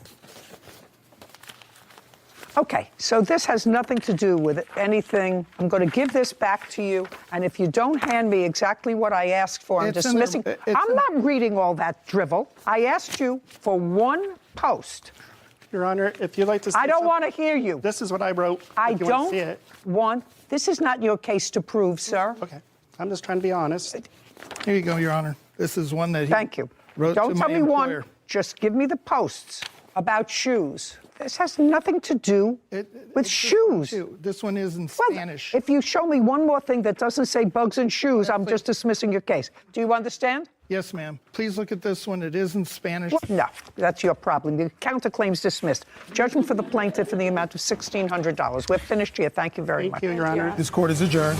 I'm very pleased with the judge's decision. I think she made the right decision. I wasn't really thrilled. I'm just kind of glad it's over. I never want to see my brother again. We're a very estranged bunch of people. We do not like each other. She didn't raise him right. She raised us right, and we're going to do the right thing on behalf of our mom. First and foremost, I will visit you every month, every week, every day, if that's what it takes. But in all seriousness, this case shows how foolish it is not to memorialize your wishes for the end, because it creates a heightened sense of stress at a time when emotions are already running high. And first rule of wills, trusts, and estates class is always have a will. So it doesn't matter how much you have, how little you have. It's important, your wishes, and to prevent situations like this, your loved ones having to go through. Yeah, and be angry with each other. I mean, they don't love each other anyway, but to be angry with each other, if you can avoid that. Even young people, Sarah. here who have put anything together. Yeah. You have a will? I do. There you go. I wouldn't want my loved ones going through that. So, yeah, you have to take the time and write it down. And yeah, that's really all you can do to avoid the situation. Is suing her former friend, James Sorensen, for personal training and a fraudulent investment. Court come to order. All rise. Have a seat, please. Case 2125, Anderton versus Sorensen. Thank you. You're welcome. Ms. Anderton, your case against the defendant is twofold. First, you claim a loan to him in the amount of $10,000. And while he doesn't deny that you gave him $10,000, it is his defense that this was not a loan, but an investment in a project that went south. It went south because somebody conned him, and thus you were conned as well. Somebody took off with the money. The second part of your lawsuit is that Mr. Sorensen is a trainer of some sort, a personal trainer, fitness trainer, and you retained him to put you on some sort of a regimen of both diet and exercise. And you paid him in advance. He wasn't forthcoming with all of the training sessions he was supposed to give you, became unavailable. You want a refund of some of that money. So the first thing I'm going to deal with in your lawsuit is the $10,000 exchange of money. If I find that that, in fact, was a loan or was fraudulently entered into as a result of being duped and being a dope, then I'm going to give you back the money. Then I don't have to get to the training because that's the limit of my jurisdiction. Do you understand? I understand. Okay, great. How did you meet him? I met him on a dating site, actually. When? Early June 2021. Did you date? We befriended each other. And after our first meeting, that is when I had just come off of a ventilator of 10 days. I was a nurse, contracted COVID. He actually came to my home and said, I could really help you get back to where you were. I needed rehab. Okay, so after the first meeting, you were not dating? No. Is that right, sir? That's correct. And that was in June of 2021? Yes. When did you, Mr. Sorensen, tell Ms. Anderton about this investment opportunity? It was about a month into... So 4 weeks later? Right. 4 weeks later, you became close enough to discuss with her a business opportunity? Yes. And did you discuss this business opportunity with her in her home or over the phone? In her home. So I want you to tell me your version of exactly what you told her. So I had a friend come to me and... You had a friend whose name is? His name's Scott. Scott what? I can't remember his last name. I don't believe you. Okay. If it's true, then it didn't happen. If it's true that you can't remember his last name, it's because he doesn't exist. Oh, he does exist. Oh, sir, you didn't give all that money to somebody whose last name you don't know. I want you to understand that. Then you're looking at me and saying I must have stupid written on my forehead. You don't look like a stupid man. Absolutely not. Yeah, you look like you could be a cunning man, but you don't look like a stupid man. So if Scott doesn't have a last name, he didn't exist. I want you to tell me that's in my brain. In my brain is if you can't come up with a first and last name of somebody that you gave thousands of dollars to, he didn't exist. Okay, in your mind. Keep going. I'm not going to keep going and dig any holes. I'm just telling you what the facts are. No, those aren't facts, sir. That's a fantasy. You know, you're not mentally challenged in any way, are you? No. I want to tell you, if I told my 9-year-old grandchild who asked me for $100 because she wanted to invest it with a friend, I would say, what's the friend's name? I don't know. See, I'm not giving you $100 to invest with somebody whose name you don't know, because I'm absolutely positive that if you said that to her, she would have said, well, what's this person's name? I want you to tell me now, Mr. Sorensen, what was the investment? It was for Happy Pills. It was for what? Happy Pills. Don't look at me. Happy? Did you say Happy Pills? Yes. Okay. Tell me about it. Tell me what you told her.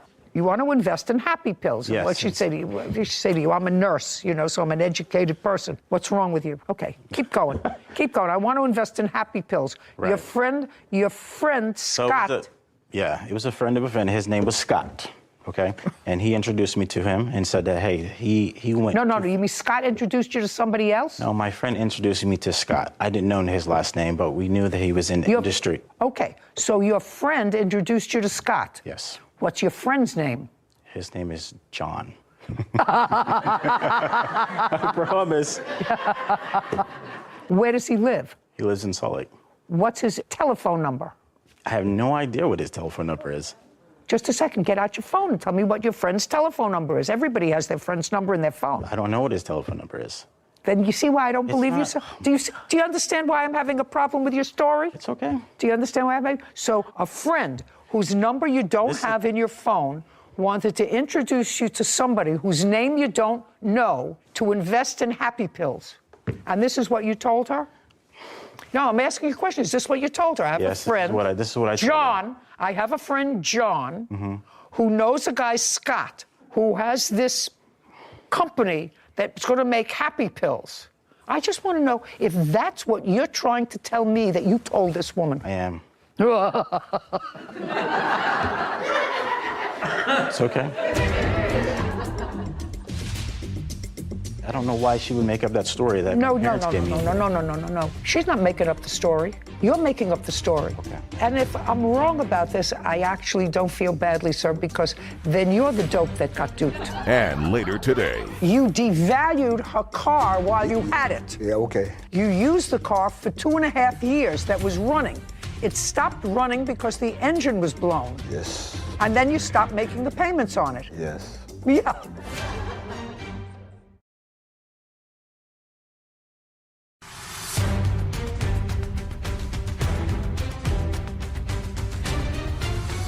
Jennifer Anderton claims her former friend, James Sorensen, owes her for a fake $10,000 investment. Okay, keep going. You know what happy pills are? I assume that they make you happy. Right. Yeah, they are. It's Molly. I assume that they make you happy. Okay. Right? Yeah. And so he went around to festivals and he sold Molly there. He sold what? Molly. Molly's.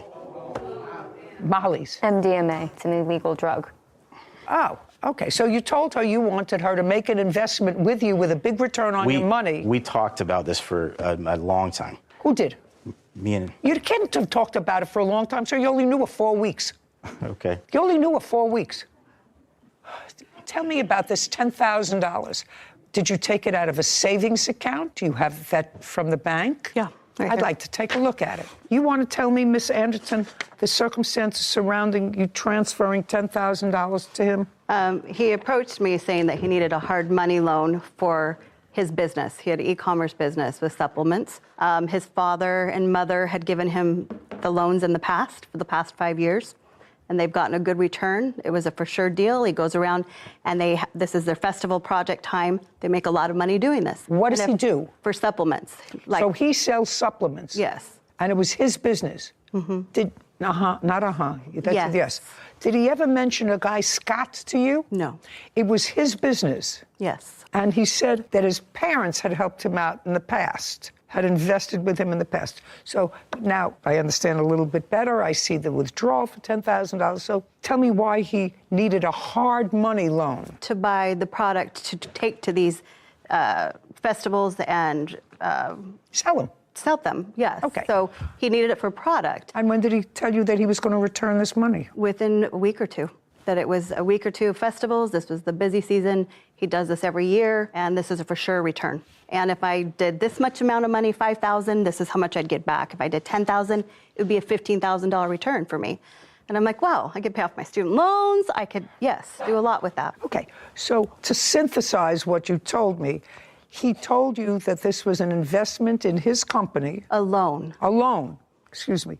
A loan for his company for products so that he could go out, sell them for the next several weeks, Correct. and you would get a return of 15% on your money. 50%. So a 10... 50? 50? Sounds too good to be true. Yeah. It has nothing to do with the company. The Venmo transfer of $2,000 was to him in June? June 16th of 21. And a withdrawal of $8,000. Same day. Okay. Now, where did you put that money, sir? I gave it to Scott. Okay. Okay. I want to tell you, Mr. Sorensen, you have parents who gave you money? They have in the Just a past, second. not as you would So you say. have parents that gave you money? They did not ever give me money for my business, ever. What did they give you money for? Christmas? They never financed for me for anything in my life. Okay. Nothing. Oh, then you lied about I don't know why she would make up that story that my parents gave me. No. She's not making up the story. You're making up the story. Okay. And if I'm wrong about this, I actually don't feel badly, sir, because then you're the dope that got duped. Oh, absolutely. I know. Then, just a second. Then if you gave money to John, to Scott, then you're the dope that got duped because they were your friends. That's all I have to tell you. I understand. That's all. A judgment for the plaintiff in the amount of $10,000. We're finished. Thank you. This court is adjourned. I think it was fair. I think that was a fair judgment. We both understood what we were getting into. No, not until after like 3 or 4 months, and I think he brought that up in fear of me going to the police. Time to part ways, and definitely learning curves on both ends. Don't do silly things. It was definitely a learning curve. I'm glad that things happened the way they did. Something I'll never do again. And be a little more careful with your money and your investments, and don't trust everybody. I'm too trusting. I just find it very funny that his entire business venture, was selling illegal drugs at festivals. That was the only plan. That was the whole venture. There was no... That's really what he said? Whether it was Scott, whether it was John, whether it was But that Joe. was the business plan. That's Happy Pills. Thank you, by the way, for explaining what that was to me. I didn't understand at first either, but when he said Molly at festivals, it's like, I'm pretty sure that's illegal. I'm pretty sure that's not a business. Right. So I'm glad she got her money back. Me too. Me too. It was ridiculous. There was a couple dopes getting duped in that situation. You're absolutely right. Case 2107, Breland versus Chenal. All parties, please step forward. Kashana and Michael Breland are suing Kashana's stepdad, Harry Schnall, for car repairs and damage credit.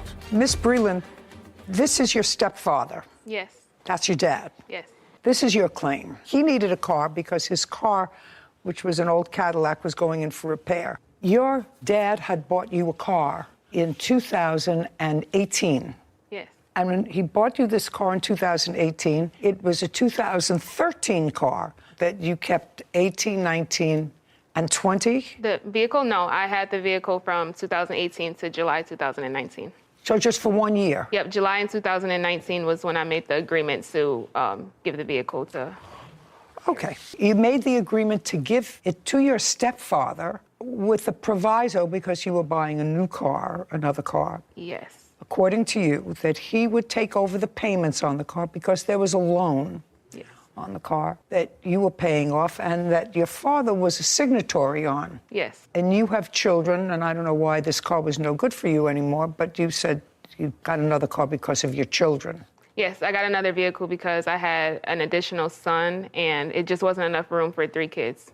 What kind of car is it? It was a GMC Terrain. It's an SUV 5-passenger, but I felt like I needed a little bit more room, so I ended up getting a 7-passenger. That way I could have the 3rd row. Okay. So according to you, the arrangement was he would take over the payments on the car, and the car would be turned over to him as soon as he finished making the payments on the car. Yes. Was that your agreement with him? Yes, that was our agreement. And he did make payments on the car in 2019, 2020, 2021, and according to you, he stopped making payments in 2022. What month in 2022? January 2022 was the last payment I received. As a result of which, both of your credits were at risk. He dropped the car off at some relative's house because the engine was blown. He had it towed to some relative's house and stopped making the payments. Yes, that is correct. Your stepfather says, well, that really wasn't the agreement. My Cadillac wasn't working. It was in the shop in 2019. And the agreement was, while the car was in the shop, I would use your car and pay you $225 a month for it. But as soon as my car was out of the shop, you would take the car back. That's what you say, sir. Yes. Yeah, I would take it back until my car got fixed. And the only reason it took so long to get fixed because of the pandemic, And why? People couldn't go into their garage to fix a car? Yes, they probably could, but at that time, I really didn't have the money to go and pay for it, so I just... Well, that's your problem. I understand that. Well, that's your problem. So the car was fixed, but you didn't have the money to go and pick up the car. No, it wasn't fixed. Oh. So I didn't have them fixed until I'd be able to get the money to go have it fixed. Did you explain that to her, sir, when she gave you the car? No. See, my agreement thought I was going to keep the car until my car gets fixed and I would make the monthly payment. That's what I had. I understand that, but what... Yeah. I understand that. Okay. Mr. Chenal. Yes. But taking your story, if my stepfather said to me, listen, I'll take your car, I have a car that's in the shop, I'll use it and pay for it while the car's being fixed. Not what? In my view, that would be, well, maybe it would take you 2 weeks. Maybe it would take you a month. Maybe it would take you 2 months. But it wouldn't take you 3 years. Your Honor, what I'm saying, my car wasn't in the shop, my car was broke down. And I told her, I thought we had agreement to me make the payment on that car till I get ready to get You told me that already. Car fixed, but I didn't put it in the shop till I was able to put it in the shop to get fixed. You devalued her car while you had it. Yeah, okay. You devalued the car. You got a car that was running. You used the car for 2.5 years that was running. It stopped running because the engine was blown. Yes. So it was dead stop. You had to have it towed to somebody's house. Yes. And then you stopped making the payments on it. Yes. Yeah. Yeah. I hear what you're saying. Right. I think she had a lemon because... She didn't have a lemon. You drove it for 2 years. Yes, but I just had got the oil changed in that car a month before the engine blew. And you drove it for 2 years. Yes. Well, then it wasn't a lemon.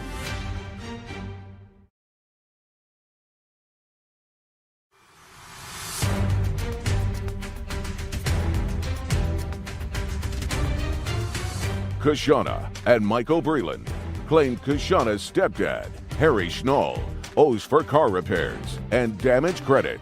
Now, you have to act not only responsibly, but it would seem to me morally. This is your stepdaughter. You've known her for a long time. Yes. She went out, based upon her agreement with you, she went out and bought another car. Yes. Does the other car have a loan? Yes. Well, now she's stuck with 2 loans. And one of them has a car that you blew the engine on. I made sure the main was up on that car. I think she had a lemon because... She didn't have a lemon. You drove it for 2 years. Yes, but I I just had got the oil changed in that car a month before the engine blew. I don't know why the engine blew. How many years did you have the car? 2 years. And you drove it for 2 years. Yes. Well, then it wasn't a lemon. Okay. How much was left on the loan of the car? There is still $3,752.63 owed left on the vehicle. Okay, and where is the car now? It is parked at a relative's house. Your problem is the car is in your name. So you have to sell the car, subject to this lien. You have to be able to get something for the car. Do you understand? Yes. What's the value of that car? Based on 80,000 miles, it didn't say in the papers, but around 7,000 to 9,000. And what if it's in very poor condition? I have to look into it. Take a look and see, because this car so far is not running. Yeah. And it hasn't been running for almost now a year. Yes, that's correct. So at best you can sell it for scrap. So you have to get the car and you can scrap it because nobody's going to buy it when they can't drive it. So Kelley Blue Book will not provide an estimate for poor conditions, vehicles that are not running or in poor condition. But for a fair condition, they say between 5,000 and 6,000. Well, this is non-running. I know. I've been not running for a year. I can't get an estimate for a non-running vehicle from Kelley Blue Book. So now I know what the parameters are. You want to tell me about where this agreement took place with your stepfather? The agreement took place at the car lots, because I was in the middle of getting a new vehicle, so we were at the car lot. So that was in 2019? July 3rd, 2019. So you went with him to get the new car? Yes. Oh, good. So tell me about the conversation. So I asked him, I was like, hey, do you think that, because in order for me to get this new vehicle, they said that I had a debt to income ratio thing because I couldn't get a new vehicle with owing money on the other vehicle. So I said, hey, how does this sound? You're down a vehicle because the engine blew on your prior vehicle. How about I give you this car, you finish making the payments on it, and then I get my new vehicle. But in order for me to get my new vehicle, I needed a co-signer. So I said, how about this? How about you co-sign on this new vehicle for me? Yes, my stepfather. You co-sign on this new vehicle for me. I'll make the payments like I always do. And you just take over the payments on my GMC Terrain. He said, okay, yep, we can do that because I need another vehicle. So he is the co-signatory on your new car? That at the time, that was the vehicle that I had. I now have a different vehicle. You mean in 2019 you had yet another car? Yes. But I made sure that I paid it off and there was no effect to him by any means. Because I knew that, it wasn't just in my name, it was in his name also. So I didn't want to do that to him. So I made sure that not only did I pay the vehicle off, but I got the transmission repaired and then I sold it. So what does your father have to do with this case? So my father was affected because with the payments being late. The car was in my name also. Oh, so it was in joint Yes, on the names, you and your title. daughter. Well, they were supposed to put it as me, the co-signer, but they put me as The primary. Exactly. Yes. Okay, all right. Have you been making the payments since January? I was making payments on it from February to September. And then what happened? I couldn't afford to make the payments anymore. I'm a single mom of four kids. So what happened? So it's behind now. Since September? Yep, it's behind since. September, October, November. So it's behind 3 months. Yes. Have they notified you that they want to repossess it? No, they haven't not repo. They've given us options to try to save our credit after Okay, I'd like to see what those options are. Did they send it to you in writing? No. Did they send no, you it a was letter? verbal on the phone when they called, and we were discussing other options that they may offer to Okay, so make what was this the so best it's not option worse. that they offered you? The best option that they offered was basically to come up with about $396 to pay to get the car note caught up because it was 4 months behind. The car note's $225 each month. So it wouldn't have got... No.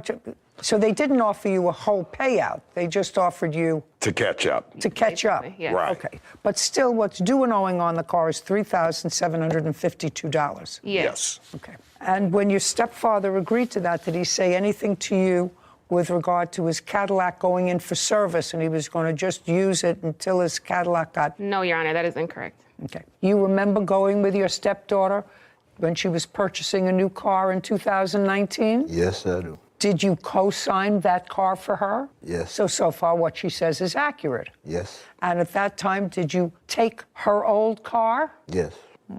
I have no idea what you can get for this car. And you know how you relied on him to be a good guy and to do what he was supposed to do? Yes. I'm awarding you $3,752. That's for you to pay off the bank. Then I don't think you can find a buyer for this car. You may have to scrap it, right? Yes. It's possible that there's no point in fixing it. You're not going to invest thousands of dollars in fixing it when it probably is at best worth $5,000. And if it's going to cost you $3,000 to try to get it up and running, it doesn't pay. It doesn't pay. So I'm going to rely on you to do the right thing. It sounds as if you do that while I'm awarding you $3,752, whatever money you get for the car goes to him. Do you understand? If you scrap it for $70, he gets it. I don't see that it's worth much more. I certainly wouldn't invest in a car that's been sitting dead for a year with a blown engine. Judgment for the plaintiff in the amount of $3,752 with him. This court is adjourned. I think it was pretty fair. I think it was very fair. My agreement, though, I paid for the car until I get my car fixed. I've tried multiple times to reach out to him, and I couldn't get a hold of him, so it's really sad that it had to come to this. You had to do what you had to do. That's all I can say. I've learned that you can't help anyone, not even family. Time to move on. Go on about my business, yes. I'm a nice person, so I guess you just sometimes can't be nice to everyone. You know what's so disappointing? She seems like a very lovely young lady. Her father seems like a nice man. He had actually helped to purchase the first car, and I think co-signed a loan for her or bought her the car in 2018 that she then turned over to him. But he's been her stepfather for a long time. How could you be so irresponsible? And you know she's a single parent of 4 children who relies a lot on her credit. And her credit on her car. And she's maintained her credit. Yes, except for the fact that her stepfather sort of ruined it for her a little. He really didn't have a defense. No. I don't think he had a defense. I don't think that you borrow somebody's car until your car is fixed 3 years later. Tracy Jennings Spencer is suing her cousin, Chris Jennings, for a loan to cover funeral costs. Court come to order. All rise. Have a seat, please. Hello, Judge. Case number 2009, Jenny Spencer versus Jenny. Thank you. You're welcome. Miss Spencer, are you related to Mr. Jennings? I am. How? He's my cousin. How? On our dad's side. So his father and my father, that's how we're related. How were they related? So his dad and my father are pretty close in age, but they are cousins themselves. But my dad is pretty young, so they're close. My dad and his father are close in age, so they were more like brothers. I still don't understand. My father and his father were first cousins, but I was raised by my grandparents, so that's why we're close. Okay, so your fathers were first cousins? Yes. Okay. Your mother passed away. Yes, ma'am. When? Mother's Day on 2020. Were you close to your mother? I was very close. Did you live together? I was taking care of her for 8 years while she was... So you were living with her? Yes, ma'am. How old was she when she passed away? 58. What did she pass away from? Her arteries had blockage. She had surgery twice, and they couldn't do the third surgery. Plus, she had 3 strokes. When you were taking care of your mother, was that a full-time responsibility? Full-time. She had a colostomy bag, and plus she was in a walker before she had the strokes. Was it just you and your mother living together? Yes, ma'am. Was it in her home? It was in my home. In your home? Yes, ma'am. Was that an apartment? It was a house. That you rented? Yes, ma'am. How did you and your mother support yourself? I'm an RF technician, so I worked when I could be away from home, but when she got real bad sick where she couldn't even walk, I couldn't even work, so I couldn't even go out of town. So I work on the road a lot. And she gets a disability check, which is about $1,800, which wasn't much at all for us to survive. Are you back at work now? Yes, ma'am. Who are you working for? Myself. I'm a contractor, Extreme Communications. When your mother passed away, Mr. Jennings, are you an only child? Yes, ma'am. She passed away in the hospital? Yes, ma'am. At that time, you didn't have money for her funeral arrangements. No, ma'am. And you didn't have the funds to even take her body out of the hospital. No, ma'am. So what did you do? Well, I thought I had insurance settlement, and I was going to take care of that, because she did have 2 burial plots. But when we went to... Who's we? Me and Angela. Who is Angela? She's my fiance. But when we went up there we've got 2 burial plots. When we went there to turn those in mortuary, they added on $10,000 or $15,000 to actually bury her. And I was unable to do that because her insurance had lapsed 2 or 3 months. You know. So you didn't have money to take care of your mother's funeral expenses? I did not. Do you want to tell me how the plaintiff got involved with that? I told Tracy exactly what... Yes. At some point, your mother passed away on Mother's Day in 2020. Yes, ma'am. Did you contact Miss Spencer or did she contact you? She contacted me. When? During the process of me suffering because I didn't have the cash to front my mother's funeral. Well, you know, it's hard for me to ask the question, how did she know about that? But yes, ma'am. Were there other relatives? I was posting things on Facebook. Okay. So what did you post on Facebook? That I was trying to do a GoFundMe to help with my mother's funeral. And how much after she died did you post something on Facebook? Nothing much, not at all. A day, 2 days? About 3 or 4 days after. Did you see that? Is that why you contacted him? That is not why I contacted him. Okay. So why don't you tell me why? That's not what you said in your papers. So I'm curious. Why did you contact him? As he said, his mother had been sick for quite some time, so her death wasn't completely unexpected. We had been following her progression on Facebook, and Chris is correct. He had been taking care of his mother. They were very close. But when the family saw on Facebook that she had passed, nothing got posted about funeral arrangements. And some of the members of my family who were not on Facebook contacted me and said, "Don't tell me what they said to you." Sorry. So you were contacted by members of your family? Correct, that are not on Facebook, asking about care. Don't tell me what they asked. I'm sorry. As a result of those conversations, did you contact him? Eventually. I did not contact him immediately because I just didn't feel like it was the right time. I knew. When? Was it in June? So it was right after her passing. I contacted his stepbrother and stepsister first because when I had not seen anything for 3 days about funeral arrangements, rather than calling Chris, who I knew would have his hands full handling matters, I actually contacted his stepbrother and stepsister, and I said, "Do you know anything about funeral arrangements?" Nobody did. And so they didn't know anything, and I suggested that I reach out to Chris. I said, "Well, I hate to do that. This is a really bad time," but I did it anyway. And so I called Chris, and I said, "Chris, I'm sorry to bother you. I know you're going through a lot, but some people are asking me about about your mother's arrangements and I don't know what to tell them. It's been several days. Have you picked out a mortuary? And he started crying immediately, understandably so. He said, Tracy, I'll be honest with you, I don't even have the money to get her out of the hospital. He said, it's going to cost $500 to get her out. I said, okay. And I believed,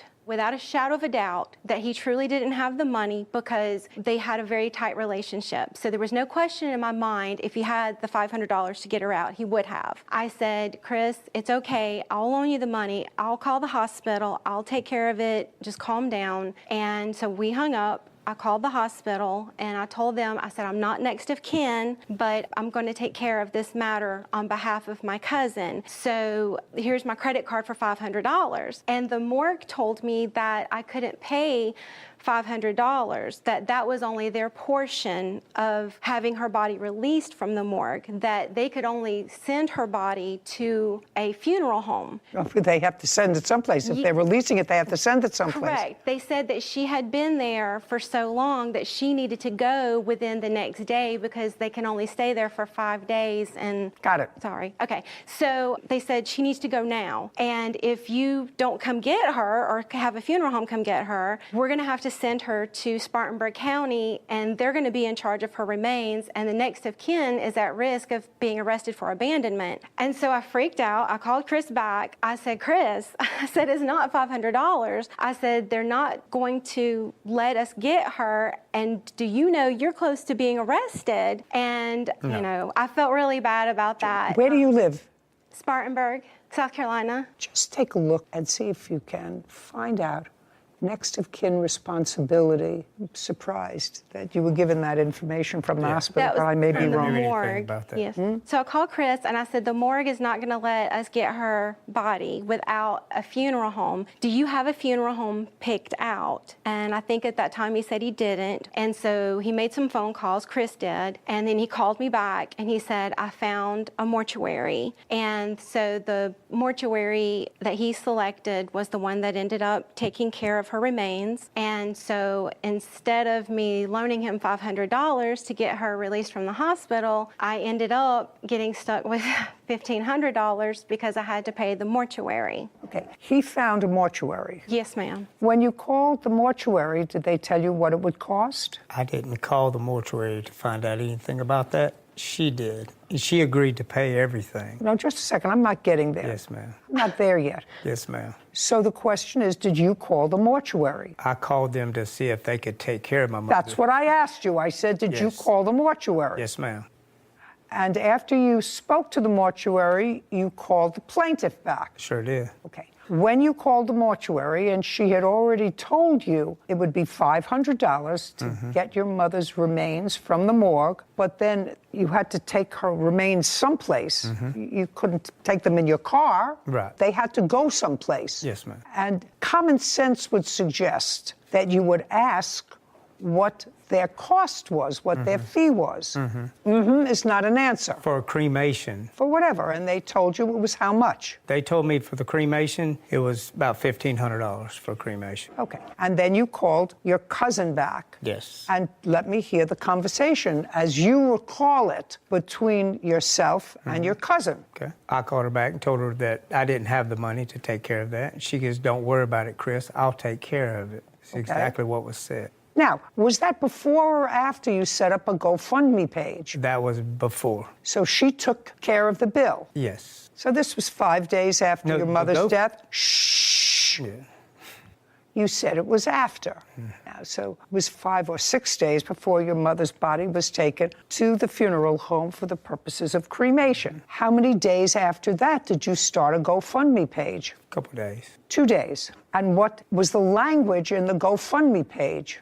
To help take care of my mother's funeral. Well, well, shh, Mr. Jennings, if what you just said to me previously was, read back to me, Whitney, what Mr. Jennings said about the conversation that he had with her. It started with, don't worry about it. He said, okay, I called her back and told her that I didn't have the money to take care of that. She said, don't worry about it, Chris, I'll take care of it. That's exactly what was said. Okay, good. So if she said she would take care of it, why would you post an outcry for money from strangers to bury your mother? To go during the process of getting that money is exactly No. Let's follow what you said, Mr. Jennings. What you told me was that you had the conversation, she took care of the bill. 2 or 3 days later, you started a GoFundMe page for your mother's funeral expenses. Is that not what he said? Yes. If it was a gift to you, I'm not understanding why you would start a GoFundMe page. It's because it wasn't taken care of within 2 or 3 days, ma'am. What do you mean it wasn't taken care of? She didn't pay the bill within 2 or 3 days is the thing. That's the reason I did that. Well, they wouldn't release the body unless they got paid with a credit card. I understand that, but I was trying to have just a second. backup. A backup for what? Just in case you didn't fall through. Mr. Jennings, now you're getting cute with me. No, ma'am. Now you're getting cute with me. And later today, he said to you, I need to borrow $2,300. And you said to him, why can't you ask anybody else? And he said to you, his girlfriend's father, if he were to ask him, he would pry and find out that he was addicted to cocaine.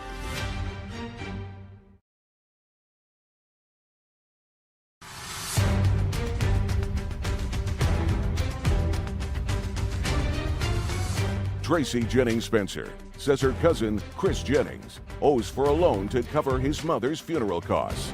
Chris claims it was a gift. Now, the plaintiff had to give the hospital her credit card. Is that correct? Yes, ma'am. So before they released the body, which they had to do within a day, they had her credit card. And it wasn't until after that that you started a GoFundMe page. Okay. And don't raise your hand.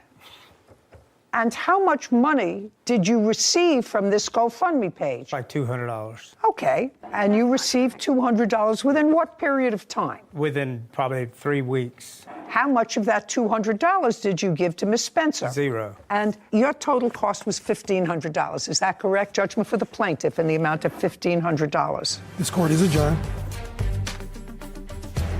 Well, I'm very pleased that she saw what really did happen. I think everything went exactly as planned. I tried to step up in a time of desperation and an emergency situation, and look where it got me. Everything's fine. I think we'll be able to move past. I mean, at the end of the day, he's still my cousin, he's still my blood, and I'm always going to love him.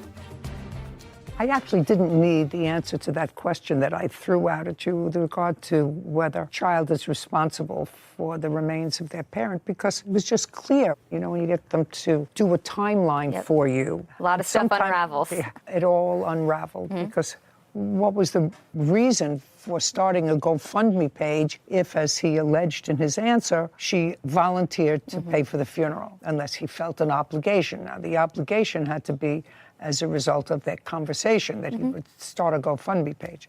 Anyway, unfortunate that she seemed like a very nice lady, very responsible, and she was very caring towards him. Shouldn't have ended up here. Case number 2010, Hickman versus Vensloff. All parties, please step forward. Vanessa Hickman is suing her trainer, Dylan Vensloff, for an unpaid loan. Ms. Hickman, your case is relatively simple. You claim that you made a loan to the defendant, who was your personal trainer, when he said he was in a financial bind and he needed rent money, and you made the loan. And he paid some. His wife paid some. Correct. He made a couple of payments, but there is still a substantial balance. Correct. Mr. Vensloff said that this was not a loan, but prepayment for his training services, and that you sort of backed out of the training/nutrition program. So that's your problem. You lose your money. That's your defense, right? Yes. Just curious, before I get started with this case, how much do you get per hour for personal training? No, don't look over there. I want you to know that I know all about this.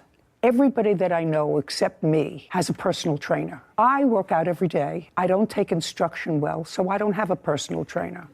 I have a husband who had a personal trainer. All my friends have personal trainers. So now I want you to answer my question, unless there's something extraordinary about you, which there is not. How much do you get per hour for personal training? $75. That's a reasonable figure. Just informational purposes, how much money did you take from Miss Hickman? How much money did I take? Yes, how much money did you take from me? I haven't decided what it's for, but money exchanged between you, she has proof of how much it was, and you. How much money? I believe it was $2,300. Is that right? Correct. And on what date did she give you $2,300? I believe sometime at the end of last year, or it was close to the beginning of this year, somewhere along that time. Date? November 22nd, 2021. And at that time, how long had you been training her?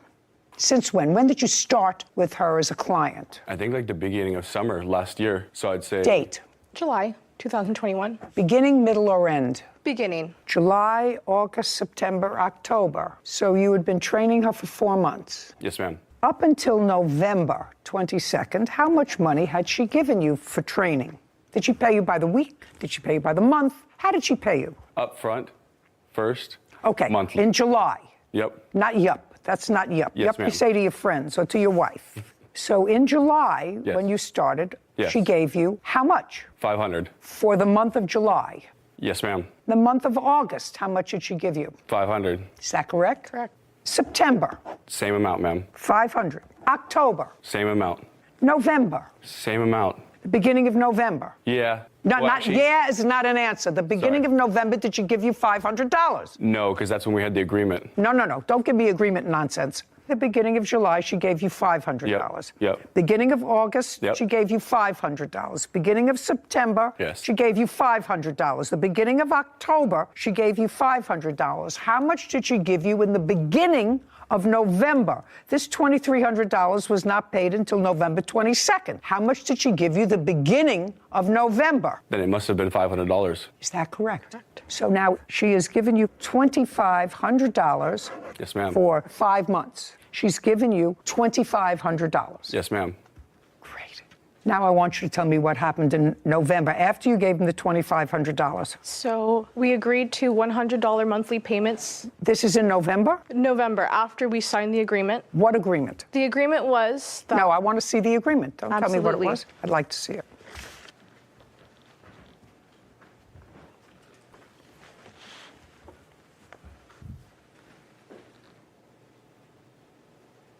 Who wrote this? I did. Well, I don't actually understand it. It says, I, Mr. Venzloff, hereby accept $2,300 from my client, Vanessa Hickman, in trade and paid in advance for training. This will cover meal plans, planned workouts, in-person training, check-ins, and virtual check-ins from November 22nd, 2021 to May 15th, or 1 month of training and payment plans of no less than $100 a month, starting 12/22/21. I agree to pay back the full amount in 12 months. I actually don't understand what that means, because you agreed to pay back the full amount in 12 months by paying her no less than $100 a month, starting December 2021. First part says you're accepting this $2,300 from your client in trade and paid in advance for training, but that you will pay her $100 a month and be finished paying her in 12 months by 11/22/2022. Okay. So you wrote this up. Yes. I don't understand it because it doesn't make sense. Of course. So there had to be a reason why you picked this $2,300. He's been training you July, August, September, October, and November. You paid him $500 each month, or about $120 a week. And all of a sudden, there's a $2,300. What is there something that I said funny? All of a sudden, there's $2,300. Tell me how the $2,300 came about. So over the course of those months, we became good friends. I see him 3 times a week. We get to know each other, talk, open up, and we're very friendly with each other. He opened up about me about having financial hardships. No, he'd opened up. He said to you. Yeah, he said to me, I need to borrow $2,300. And you said to him? Why can't you ask anybody else? And he said to you? His girlfriend's father, if he were to ask him, he would pry and find out that he was addicted to cocaine. That's what he told you? Correct. And what did you say to him? Oh, okay. So if I give you this money, we're going to write an agreement to cover me in case you don't pay me back. And what did he say? Okay. And that day on November 22nd, we wrote out the agreement. You wrote the agreement? Absolutely. I wrote it down, and he gave me a photo of his driver's license that day. And you have a copy of that driver's license? I do have a photo on my phone, yes. I'd like to see it. Of course.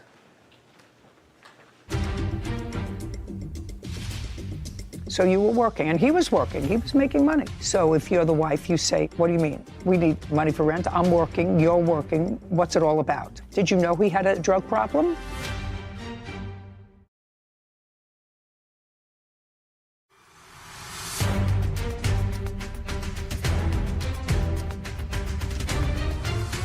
Vanessa Hickman claims her trainer, Dylan Venzloff, owes for an unpaid loan. Dylan says it was a trade agreement and not a loan. Okay. Mr. Venzloff, understanding what I said to you before, that everybody that I know has a trainer. Everybody, except me. Nobody that I know has the driver's license of their trainer.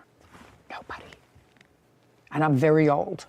Now, can you give me a logical reason why the plaintiff would have a copy of your driver's license in her phone? To make sure that the trade agreement stays. What's the trade agreement? The trade agreement was that she was going to give me the money, and I was going to... Just a second. Let's go back for a second. Yeah, no problem. So what she says, in part, was accurate. Is that what you're telling me? In part. That you became friends, you would talk to her, you had a girlfriend, you knew he had a girlfriend. Correct.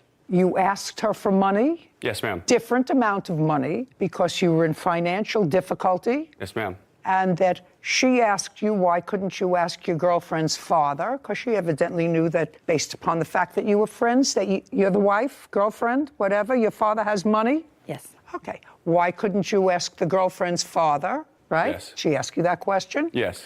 And did you say to her, because I didn't want him to pry? Yes. Because I have a cocaine habit? Yes, ma'am. Okay. And so she gave you the $2,300. Yep. Not yup. Yes, ma'am. Sorry. And that was on the 22nd of November of last year. After she gave you that money, and you were supposed to, according to this agreement, make $100 a month payments to her. That would that's what it says. Yeah, if I was unavailable. No, it doesn't say, there's nothing here that says unavailable. Well, it's actually... There's nothing, that's why I don't understand this agreement. Yeah. You see, not yet. That's why I don't understand this agreement, because one talks about training and workouts, and one talks about you agreeing to pay her back within 12 months at no less than $100 a month. So it doesn't make any sense. So now I have to figure out what it was that really happened. Do you understand? Yes, ma'am. Okay. So this paper says something about $100 a month. Now, did you ever give her $100 a month? Yes, for a certain amount of month. In what months did you give her $100 a month? I think it was the first 3 months. And you gave it to her how? Via Venmo. Did he give you the first 3 months? He gave me the last 2 months, and his wife paid me the first month. That would be you? Yes. Stand up, please. Tell me your last name. Venzloff. When did you find out that your husband had taken money from the plaintiff? When she had sent me a message on Instagram asking for me to send her money that he was late on a payment. And that was in what month? I believe mid-January she messaged me. January of 2022? Correct. And up until that time, your husband had not told you that he took money from the plaintiff? That's an easy question. I don't believe so, no. He had not. Well, that's what it sounded like. You didn't know about it because the first you heard about it was when she sent you a message. So he had not told you that he took money from her before. Now, when you found out, you confronted him about this, did you take money from the plaintiff? I did. And what did he tell you? He told me that he had to pay for rent that month. Were you living together? We were already married. Were you working? I was. So you were working, and he was working. He was making money. So if you're the wife, you say, what do you mean? We need money for rent. I'm working. You're working. What's it all about? Did you know he had a drug problem? That was when I found out. Okay. Well, that's a fair question. I like the honesty. Did you have discussions with him about that? Yes. Did he go into rehab? Yes. Great. When did he go into rehab? He went for a week in December into a detox, and then he went for a month this last June, I believe. Because he had a relapse? Yes. How long was it in June? 30 days. During December and June, had he ever been arrested? No. So he did this voluntarily? Yes. Good for you. Thank you. Take a breath. all fine. Your husband owes her $1,800. That's what she's suing for. That's what he owes her. He knows he owes her that money. She was doing a good thing. She was being kind to him. And probably, ultimately, if he stays clean, saved his life. Reasonable, because but for that, you wouldn't have found out, you wouldn't have forced him to take some action. Is that what happened? Yes. Do you have a drug problem? I don't know. Does your father still not like him? They're best friends. They're best friends? Yes. Interesting. I'm absolutely shocked. Judgment for the plaintiff in the amount of $1,800. We're finished. This court is adjourned. I thought that she handled it very well. I didn't need to go over all the details. She did that all for me. Honestly, it was a trade agreement, which it clearly states in the first part, so I had the entire year. I don't think that he could have sent me the payments. I had to keep To either pay her back or train her, and she served me before the contract was even up. crying and messaging him for it. I think court was where it needed to be settled. All she wanted was the money back, but I told her I was completely available. Then she moved out of the area. He's a great trainer, absolutely amazing trainer, hands down. Borrowing money, not the smartest decision. Well, I think he could have handled the situation differently, but I think he was trying to do his best to get us out of a sticky situation. I think it's about time to find someone else. I remember my law school days, Sarah. Not clearly, but I remember my law school days. And you know how important it is, I always say you should have a writing. But you're supposed to have a writing that's clear. And I know that there's a rule of law that if a contract or an agreement is ambiguous, that a third party can't figure out, fact finder can't figure out what the intent of the parties was. Was it a training agreement, which is what he said, which is a lot of baloney? Was it a loan? That you're allowed to go beyond that contract. So your experience in law school is much closer. I did just study this. So it's true that if a fully integrated agreement, meaning that it's clear, the meeting of the minds between parties is clear to a third-party fact finder, then usually outside evidence is not allowed because you clearly have what the meeting of the minds of the parties was. However, in a case like this, when it's more ambiguous or the terms are ambiguous or you're not quite clear what the meeting of the minds was for, a loan, like you said, or training. Sandra Duenas. He's suing exotic pet store owner Brian Chow for money from a snake breeding business. Court come to order. All rise. Have a seat, everyone. Hello, Judge. Case number 212, Duenas versus Cho. Thank you. You're welcome. Ms. Duenas, it looks to me from your papers that you decided to go into a business with someone. Yes. With whom? With the defendant, Brian Chow. And you know him how? He's a family friend. And you know what his business is? Yes. What is his business? He currently sells reticulated pythons, snakes, exotic animals, monitors, lizards. And you like those things? My ex-boyfriend did. Did you? I was more for the investment part. Okay. I was the investor at the time. At the time you reached out to this family friend who was in the exotic snake business, your idea was to create a business. No, Your Honor. It was actually the defendant's idea. I don't care whose idea it was. Your idea was to create a business with your ex-boyfriend. I agreed to the business, but it wasn't our idea. Whether you agreed to the business or not, you invested money in the business. Yes. Which means that unless there's something wrong with you, and I see that there is not, you wanted to go into business with the defendant. Yes. So let's be easy. Okay. And at the time that you wanted to go into business with the defendant, I'll get to what the nature of that business was in a second. I know it had something to do with that wonderful-looking snake.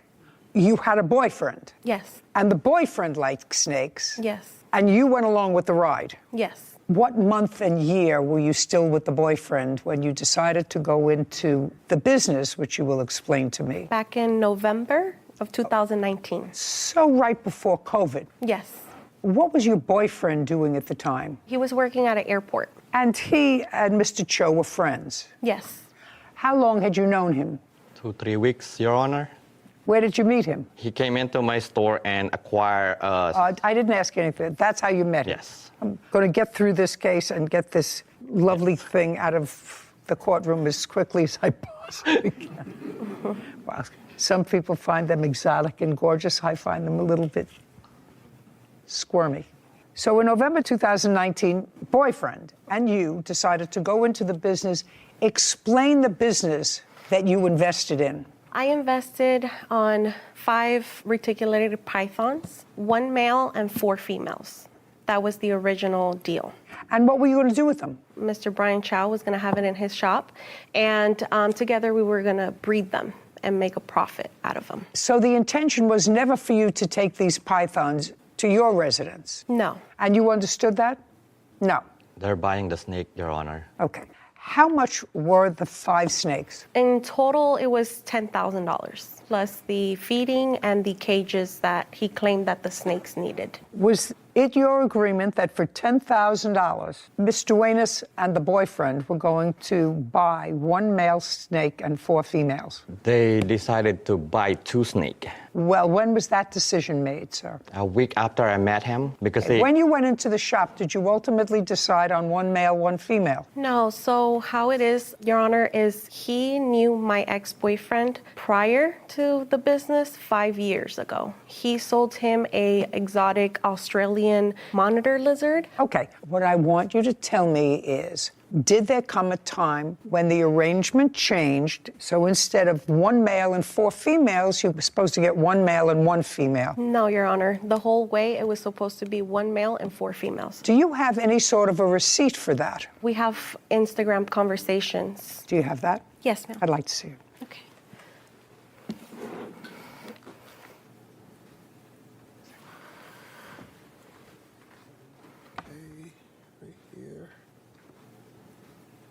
One male, 4 females. The guy's asking $15,000 for all, and then he says, I'll drop it to 12. Then somebody, I don't have 12 now. I just spent a lot on my monitor.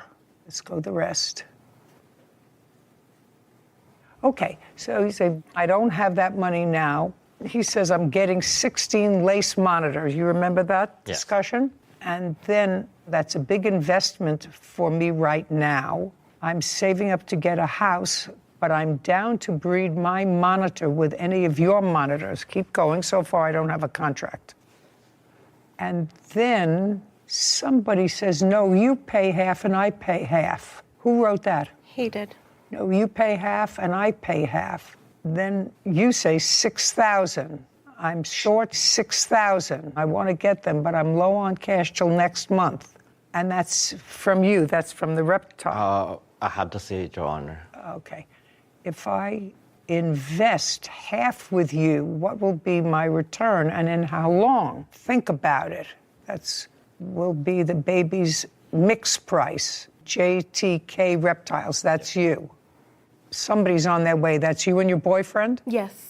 We were on our way to give him the money. And how much money were you going to give him? We gave him the first time $6,000 and then $4,000, a total of $10,000. You received that? Yes, Your Honor. And what did you purchase with the $10,000? If you look at the message from there, what she showed you is they pay half of the 5 snake. It means they get 2 of the snake, and I get 2 of the snake. They've been lying to you guys since day one. They want to purchase 2 snake. Then I told them, like, if you look at the message, I can use my male to breed it to your female. It's an investment for you guys, not for us. It's no us. It's not with them at all. Mr. Cho, were they supposed to take possession of the snakes? They're supposed to pick up the snake. That's why they come to the store with it. Which snakes were they supposed to take possession of? One right here and one out there. Is that a male or a female? This is the female. Has she had babies yet? No, I don't breed her because she don't belong to me. And how old is she? Right now, she should be about 6 years old, going 7.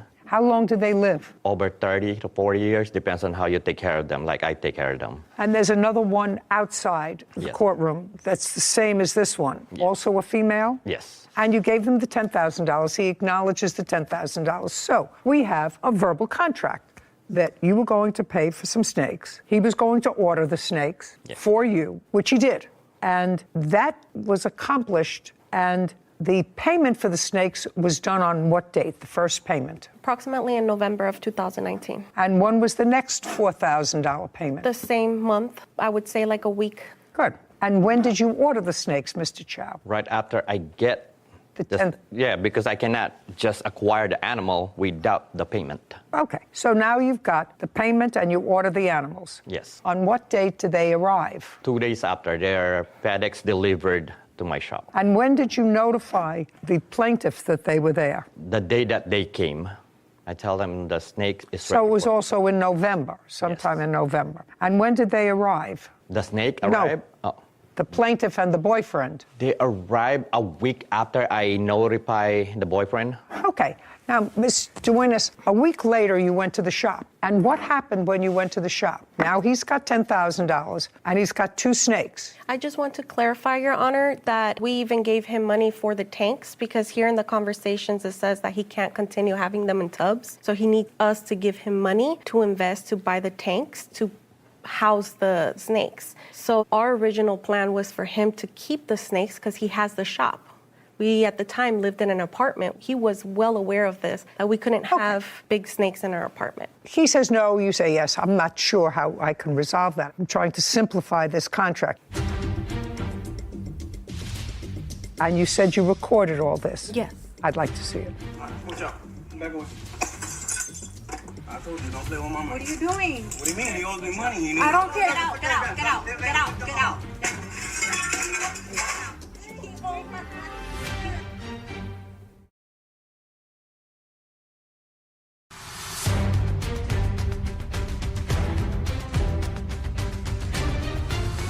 Cassandra Duenas claims exotic pet store owner Brian Chow owes her money for a snake breeding business.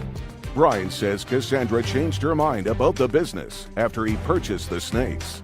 Okay, part of the contract was fulfilled because you paid him. Then he ordered the snakes. Second part was fulfilled. I want you to tell me what happened when you went to see the snakes. You say to see them. He says to pick them up a week later. So when we went to the shop, Who what went? led us to Who went? My ex-boyfriend and I. What led us to there is because after he obtained the snakes, he was not reaching out back to us. He was Just a week later. Yes. You went to the shop.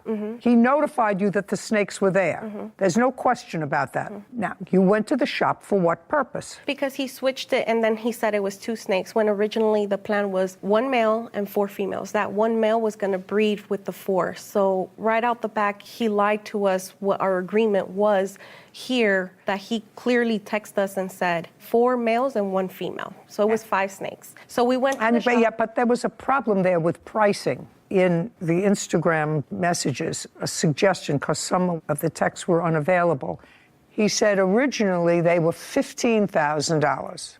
And then there was some discussion of $12,000. And then there was some discussion of $6,000. He says he'll pay half and you pay half. And there, I can imagine that there was some sort of an agreement for you to keep the snakes if you were going to pay half. You were always supposed to give them the snakes. Why would you pay half? Then they get the 2 of the snake, and I get the 2 of the other snake. It's 5 of them. And the one that we're gonna pretty much, they can have it if they want it, or I can use it when I need it. You mean the male? Yes. So that was the business. Anyway, you went there, and what happened? So I went in recording. My ex-boyfriend told me, hey, record. Don't tell me what your ex-boyfriend told you. Okay. Just tell me you went in and what happened. We went in there and we asked him, hey, we agreed on 5 snakes. Now you switched up and you said now it's 2 snakes. First you told us it was $15,000, then $12,000. You were playing games with us the whole time. And at this point, after a week later that he said that he got the snakes, then he told us it was 2 snakes. At that point, we were upset because we had planned and we had counted with 5 snakes. That's why we gave him that ridiculous amount of money. And basically, we didn't want nothing else to do with him. We wanted our money back. And that's what we went for, our money back. Just a second. So you walked in wanting your money back? Yes. Do you have any text messages, Instagram messages, suggesting that before you got there, you had said to him, we changed our mind, we don't want to be in business with you, we want our money back? No. Nothing? No. He wasn't reaching out, sorry, Your Honor, he wasn't reaching out to us. He was sending him video calls, he was calling him through text message, my ex-boyfriend. I don't care. You paid the money, he got snakes. The question is, you think there's supposed to be more than 2? He says, 2. More money. So the ultimate agreement was for 2. So what happened when you went there? You're there with your boyfriend. Yes. And you say, I want my money back. And he says, I don't have the money here. I have 2 snakes here. Are you telling me that he didn't call you and say your snakes are in? Is that what you're suggesting? Do you have an invoice for these snakes, Mr. Chow? Yes, Your Honor. I'd like to see the invoice for the snakes. By the way, your boyfriend has other of these exotic creatures. Is that right? To the people that I get them. What kind of exotic creatures does he have? One that he sold him, an Australian water monitor from the Philippines. And? He has 2 rhino iguanas, a pair. He has a, I don't know the name, but it changes colors. Mr. Chow? Yes. This is a wire transfer, May 24th, 2018. And the date of this wire transfer is August of 2018.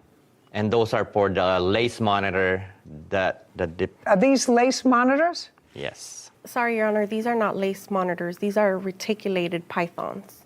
These are not monitors. Monitors are lizards. These are snakes. Lace monitor bell face. Yes, Your Honor. Well, that's not that. No, Your Honor. Well, these are useless. Yes, but that's connected to the rest of what they did. What does it have to do with these 2 snakes? What I want to see is when you purchased these 2 snakes. Yeah, I don't have it, Your Honor. Well, get it. What do you mean you don't have it? I left it at home. I'm so sorry. Well, what'd you bring these for? Those are the time that they both got arrested when they went to my shop. Yeah, but you now have those back, right? Yes. You have those back. So if you had to take documents, why didn't you take the documents for the snakes in question? The lace monitor lizards aren't in question. You have them back. They may have taken them. They were arrested and you finally got them back. So I don't understand that. I just mistaken grabbed the wrong paper. Well, Mr. Chow, do you deal with these people regularly, that you buy snakes from them regularly? Not really. It depends on the size of the animal and depends what kind of animal. Well, you have the date of purchase someplace, Mr. Chow, and I don't want you to waste my time. Yeah, I'm so sorry. That's why I just said I don't have it, Your Honor. Did they purchase that kind of snake? Yes, Your Honor. Is that correct? It was 5 snakes, Your Honor. Don't give me 5. That type of snake. Oh, yes, the reticulated python, yes. And the one that's outside is the same, correct? Yes. And you did not purchase baby snakes. No. You wanted full-grown snakes because they were a business. You wanted them able to be... Breeding. Okay. Should have brought the paperwork. And you went in there that day in November because you had changed your mind. Yes, and on top... Yes. Because you had changed your mind. Yes. That's the answer. You had changed your mind. You can give me a whole bunch of excuses, and you told him you changed your mind, you want your money back. And he said no, because I ordered the snakes, and I got them in, and they're yours. Contract is completed. I'm merely holding your property. And then there was a kerfuffle. And tell me about the kerfuffle. The issue was that it was going back to what I was saying is, then we asked him as well, can we have like receipt? How much did you really pay for them?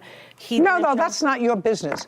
That's not your business, how much you really paid for them. He made a deal, you paid him. If he got them for $2,000 and you paid him $10,000, that's nothing. The kerfuffle, let's draw this down to its most simple English. You wanted your money back and you wanted to cancel this contract. Yes, it's just when we arrived, those weren't the snakes that we ordered. These were the breed of it, is the ones that he was putting here on Instagram, which I have, which is not those. So we ordered something and we got something else. So is what you're telling me, you went there to pick up your, because now it's changed. You went there to pick up your snakes. When you got there, they turned out to be a different... It's breed. It's like the... Pythons, right? Yes. They're pythons, but it was a different kind of python. Now you're telling me because it was a different python, you wanted your money back. Yes, because it wasn't what we paid for. It's like we paid for a Ferrari and we got a Toyota, basically. It's basically You know nothing about pythons, so... You're taking your cues from your boyfriend because that's his strong suit. Is it yours as well? No, I'm just the investor. Right. So your boyfriend had a conversation with him and said, those aren't the snakes that I ordered. Yes. Okay. And I want my money back. Yes. And you said you recorded all this. Yes. I'd like to see it. And when he broke the glass. Where did he take them? He put it in a bin. And is that you carrying them out? Yes, and that's the reason why I was charged with the robbery, just because I walked out with the item. That's fine. That's a co-conspirator.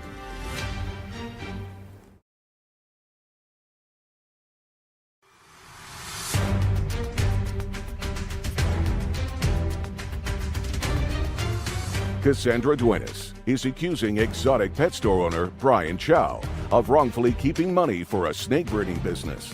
Brian says he fulfilled their agreement and claims Cassandra stole property from his store. And you said you recorded all this? Yes. I'd like to see it. Okay. You just press play. Which one? Oh, right here. And then you press that. This one? Yes. Okay. Ready? Mm-hmm. You guys just want to do the money back? Yeah. The 10,180 in total, and then money on top of that for lending me the money and everything. I didn't see that coming. Yeah, because we didn't see this coming. You just kept on giving us the runaround and the runaround. Oh, no, what? About the mail. Remember that? No, that's why I'm waiting for the mail to be delivered. I don't have the mail. Yeah, but remember you had told us that the guy had it because he had to leave and he had to gut out because he has surgery and all that stuff. Yeah. We gave you the money right there and then. You don't understand what mission we had to go I through. didn't know. I don't mind getting you guys your money back, but I don't have cash right now. You guys caught me by surprise. Yeah, but we're gonna have to do it today though. Like we need our money today. If you want it right now, I don't have it. We told you we want to do business correct, and you just keep on giving us another day and another day. You told us as soon as we give you the money, the snake was gonna be here. Yeah, it's not about me, it's the guy. It's not me. I'm just buying the snake from a different guy. And then another thing where you messed up, you said 5 snakes for 6,000, and you come at me with 4 and you wasted my money. Yeah, and I told you that he gave me only 4 snakes, the big giant. Yeah, and why would you waste money if I told you to get the 5 snakes? If you worry about the last one, I can pay for it. It's a mail that we don't need. But I have to do all this, so I have to get like this for you to do that? No, bro. How could I trust you now? Bro, the 4 snake is right here. I'm I'm gonna go get something. What's wrong with you, bro? I'm just asking you. Let's talk. No, we're not gonna talk. I told you don't with me. I don't call with you, bro. Thing, dog. Why? What's that's wrong? gonna be mine. Because we gave you a lot of money. We're talking about over $10,000, and you're just giving us the runaround. First, you told us 5 This is what snakes. we can do. I'll take, and when you get the money, I'll give it back. Yeah, female too. Oh, no. Oh no? All right. Well, Come on, bro. You're looking at a 15 grand. I told you don't play with me. I don't play with You you. don't even have the money right Open now. them up, man. I got the half of the money. Open them up. I'm trying to talk to you, bro. No, there's no more talking because we gave you the money right here and then. That's unprofessional. You're trying to scam us, and you don't do that to people like I that. didn't. How did I scam you? Before I open it. You're telling me that you don't have the money. I have half of the money because I'm waiting for the snake. Bro, if you guys gonna get arrested. If you guys There's take no some- arresting. We're just getting what you took from us. Over $10,000. I'm trying to talk Over to you. $10,000. I'm trying to. No, we try to talk to you. You're telling us you're gonna have the money. I have everything in video. I don't okay? care. You can record me, bro. All right, so are you gonna You I'm don't trying play to- with people's money. You can call You me owe me whoever you over want. $15,000. This is 15 grand. We don't care. Can you call a cop, please? No. All right, watch out. Back away. I told you don't play with my money. What are you doing? What do you mean? He owes me money. He I don't care. Get out. Get out. Get out. Get out. Get out. Get out. Get out. Get out. Let them alone. He owes us money. He owes us money. He owes us money. They're gonna deal with it. We don't believe. Now I'll play that video, please.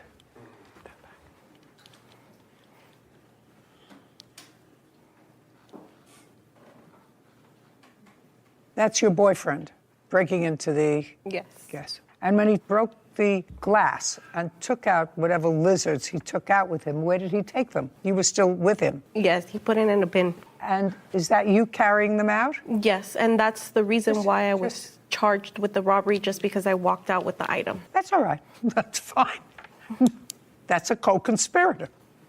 Ultimately, the lizards that you took were returned to you. Yes, Your Honor. And it seems, Mr. Chow, at the beginning of this case, I must acknowledge to you that I was sympathetic to your position that they had ordered snakes. You ordered them, you got them, Yes, Your Honor. and then the contract is completed. Uncross your arms. No, I'm so sorry.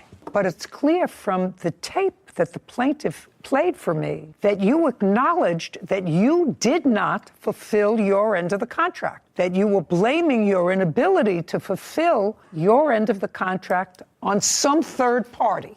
Is that what I heard in the tape? I mean, you know, my hearing's not really acute, but that's what you said. I have no control. I can give you back half your money, but I can't give you back all your money. So the contract was not complete. It was complete because they supposed to get only 2 snakes. I didn't see anywhere where it says just 2 snakes. There was a whole bunch of conversation there about the male snake, and you were supposed to deliver to them the male snake. And you said, I don't have that money now, but I can get that money for you. I can give you the first money. I don't have the second money. It was clear that the contract was not complete unless you have something to show me that it was. But what I heard, it was not. That doesn't mean that Ms. Duenas has the right to break your property and to steal property that belongs to you. What they do is they come into a court and say, you have my money. The contract was not fulfilled. I want my money back. That's what you do.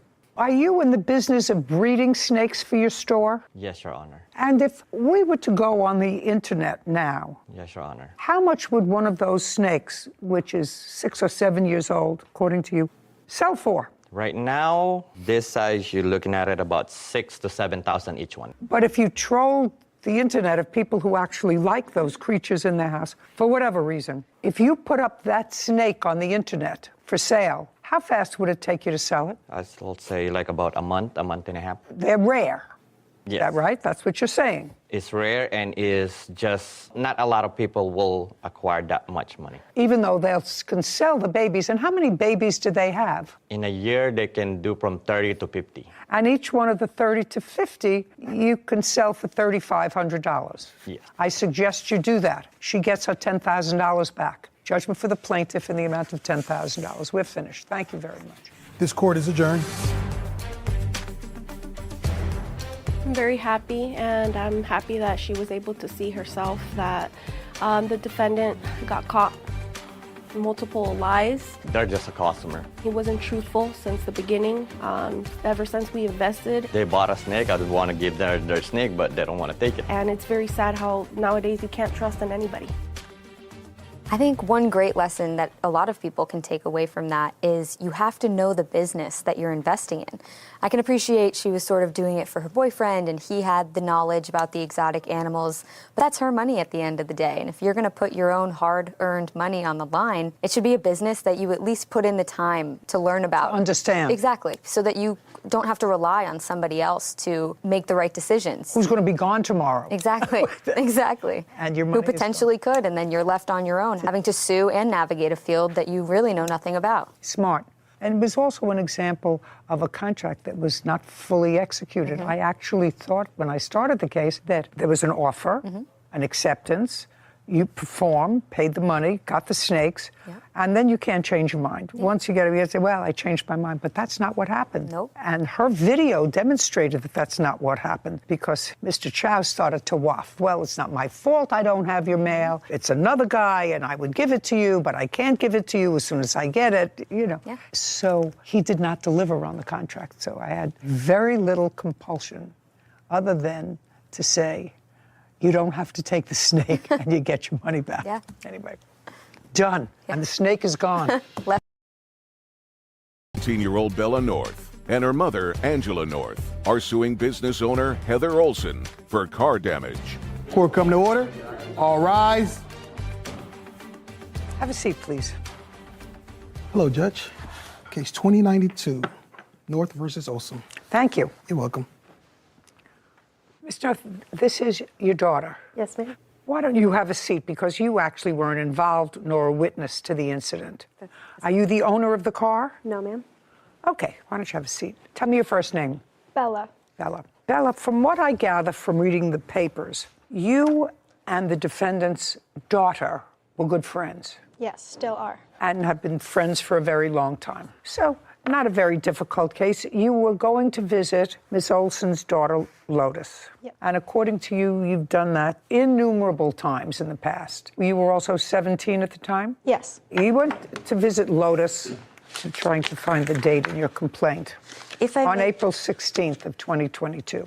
Yes. And when you got to the house, which you had done many, many times before, according to you, you parked behind the defendant's car. Yes, I did. Was the defendant in her car at the time you parked your car? I did not see the car on when I pulled up behind it. I turned around for a moment to gather my things, to my backpack, my charger, everything. I then look up and I see the car is on. I never saw anyone. You never saw anyone get in the car? Yes, exactly. Okay. Now, could you tell me what kind of car were you driving? A 2001 Honda Accord. So a very small car? Yes, sedan. And you were in a large car, Miss Olson? Your car is a large car. Yes, Your Honor. What kind of car is it? It's a Suburban. Now, can you tell me why you parked behind her car? If you parked behind her car, you were blocking her in. Yes. So I parked behind her car because Lotus has told me in the past. You can't tell me anything that Lotus told you. Okay. I parked behind her car so that the driveway to my left was free for people to come in and out, because I am aware that she does have residents in her home, and I was... But that means that she couldn't get her car out if you were parked right behind her. Correct. Okay. Now, is there parking on the street, Mrs. Olson? Yes, Your Honor. May I see that?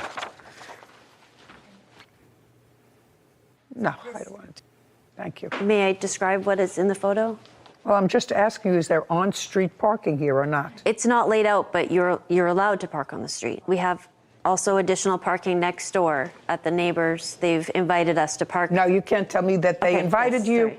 I'm just asking whether Miss North could have parked someplace else. And the answer is she could have. It was more convenient to park behind your Suburban. Now, as you turned around to gather your backpack, according to your complaint, you felt something hit your car, your 21-year-old car, right? Yes.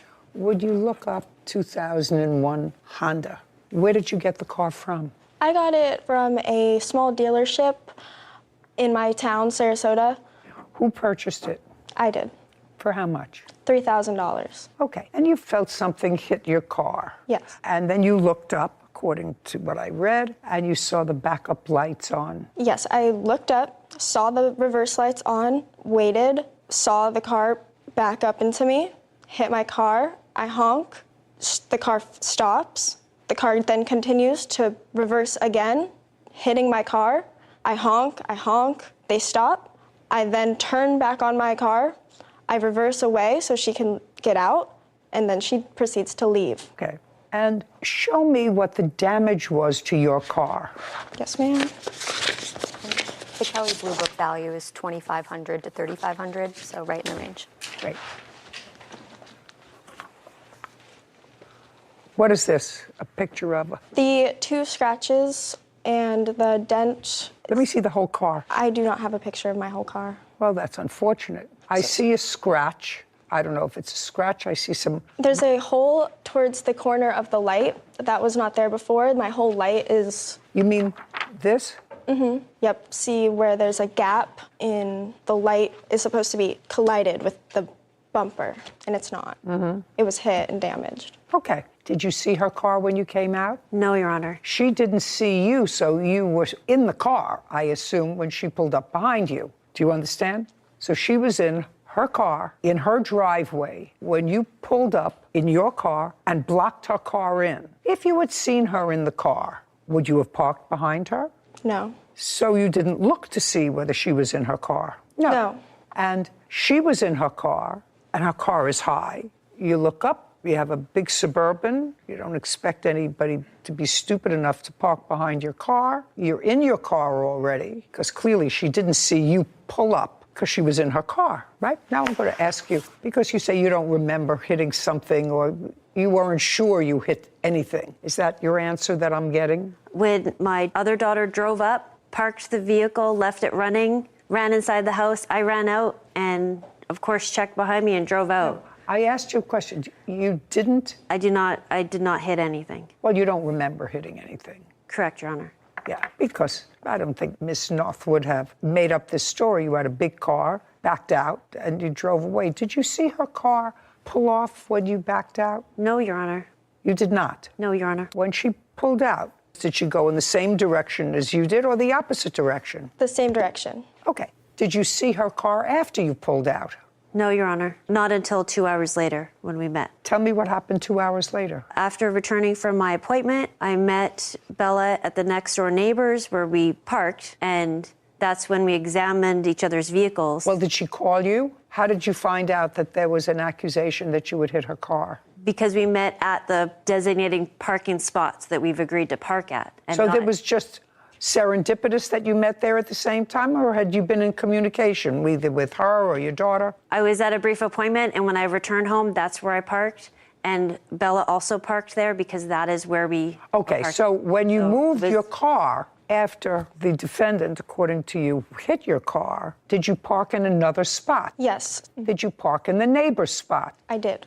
Okay, so that would indicate to me that you were aware that you were supposed to, or could, if there were other cars in it, park in the neighbor's spot, because otherwise I wouldn't park in a neighbor's house. So you were aware you could park there. I'm never sure when the neighbors are home or not, and I don't feel comfortable parking at a neighbor's But you house. did park in the neighbor's spot after this happened on April 16th. You did not pull back into Miss Olson's driveway. You pulled into the neighbor's spot. I did. And then you went into the house to visit Lotus, right? Yes. Now, Lotus didn't witness this, I assume? No. When you met in the neighbor's spot, did you show Miss Olson the damage? I did. We didn't meet there. We met outside of her house as I was leaving Lotus's house and she was going in. I confronted her about it, and then... Tell me what you said when you say you confronted her. Tell me what you said to her. That's the question. I said, "Are you aware that you hit something earlier? That was my car. Do you want to go check it out?" Is that the conversation that you had with her outside? No, Your Honor. Are you trying to tell me that it happened earlier in the year and your dogs just found the hole? They had never been out before? Is that what you're trying to tell me? Yes, ma'am. Oh, I don't believe that, sir.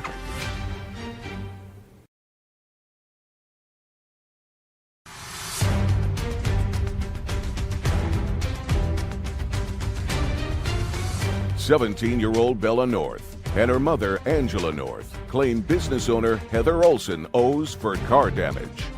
Okay, tell me what you said when you say you confronted her. Heather knew that she... Don't tell me what she knew. Tell me what you said to her. That's the question. I said, "Are you aware that you hit something earlier? That was my car. Do you want to go check it out?" And she said? Yes, of course. And? And then she did. She said, "Okay, the damage will probably be at least $600. And then she told me to go to an auto body shop, which I did. And she told me to get an estimate, which I did. And that was that. Okay. Is that the conversation that you had with her outside? No, Your Honor. Tell me your version of the conversation that you had with her. Will you acknowledge that you met her? Yes. When Bella and I met outside, she came at me accusing me of hitting her vehicle. Sorry. Tell me what she said to you and you said to her. She did say that I hit her vehicle and asked me to look at her vehicle damage. Immediately, I agreed to go look at both vehicles. And we looked at both vehicles. We both took photos of both vehicles. There was minor damage all the way around her vehicle, and I could not see any damage on mine. And I could not understand. Just a second. Yes. Did you look at her vehicle? No. At that time? Why not? We never looked at her vehicle. We only looked at mine.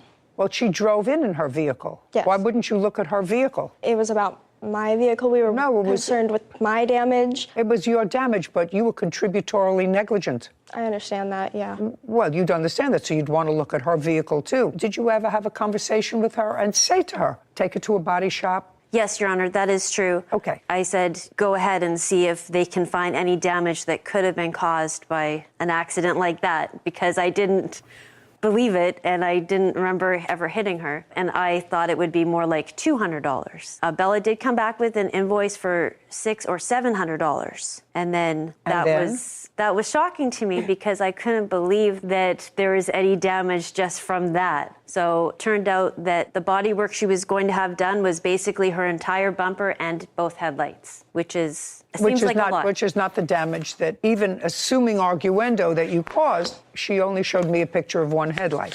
Can I see the estimate that you have? Do you want all three or just the one that she... What do you want to tell me, Lotus? I was a witness to that conversation. Oh, I'd like to hear it. Yes. Stand up, move over. Are you living at home? No longer. When did you move out? I would say the second week of June. Did you have a fight with your mother about this event? No, I did not want to get involved. Great. Okay, tell me exactly what you heard your mother say. She said, "This is my auto parts place, and if you go there, I will pay for those damages." Okay, do you remember that conversation? Basically, that's correct. That I said, go to this bodywork person that I know, because I thought he'd see that's silly and turn her away. But your daughter is making a statement. Is that the statement? Go to my body shop and I'll take care of it. Yes. Okay, fine. Can I see the receipt that makes it? Have a seat, please.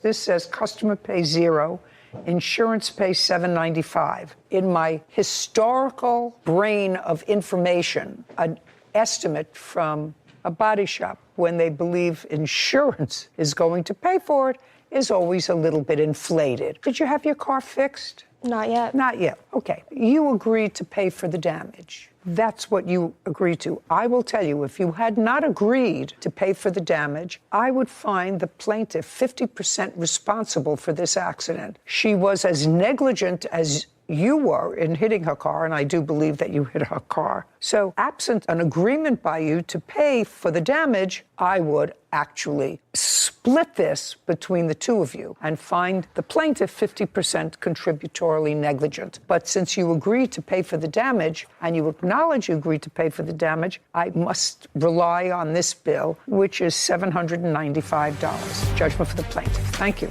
Thank Court you. is adjourned. I don't think it caused too much friction as we were never that close. Still in shock. Obviously, I'm still close with her daughter, so it hasn't caused too much friction.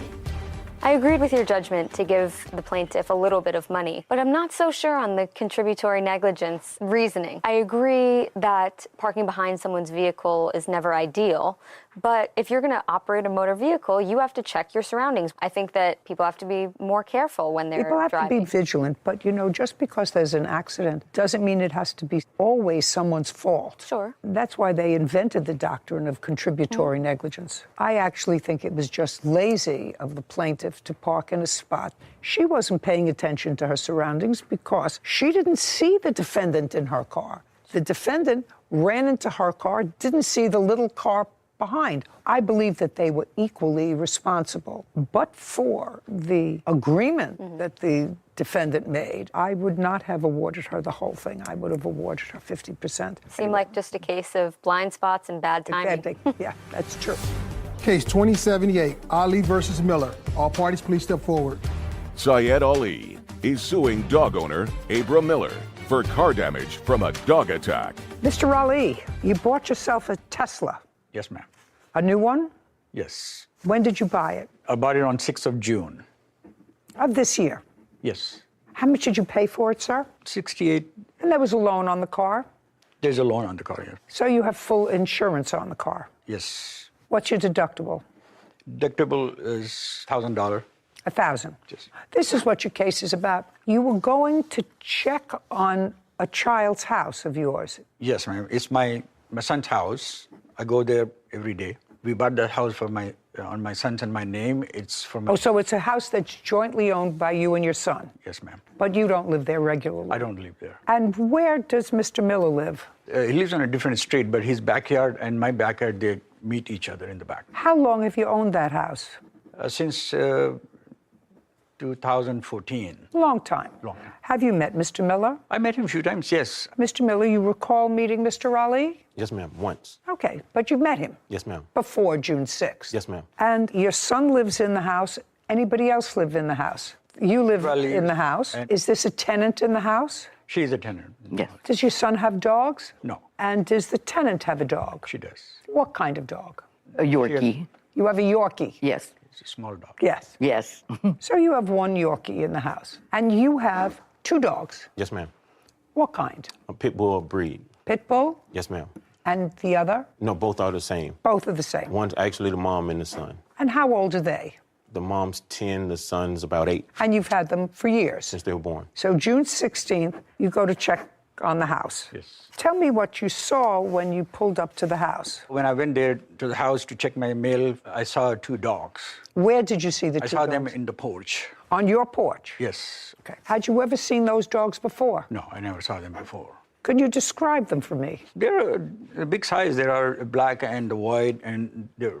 One was black and white or both black and white? No, the one is black and white, and I have some pictures of them. Oh, you took photos? Yes, ma'am. Yes, Judge. You took photos of them on the porch or initially when you saw them? After I saw them, I was walking out, then I took the picture. Okay, may I see the photograph? Take out the photographs of your dogs.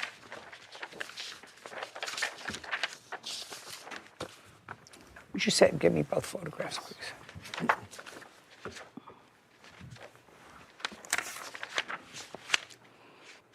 I see. One is black. One is white. And one is fawn color and white.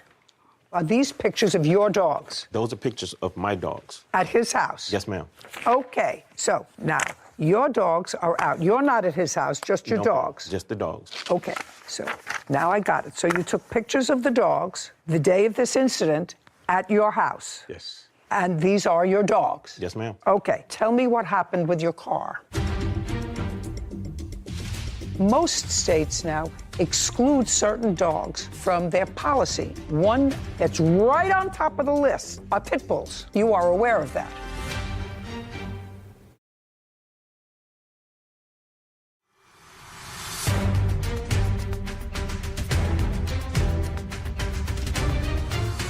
Syed Ali claims dog owner Abram Miller owes for car damage after his dogs attacked Syed's Tesla.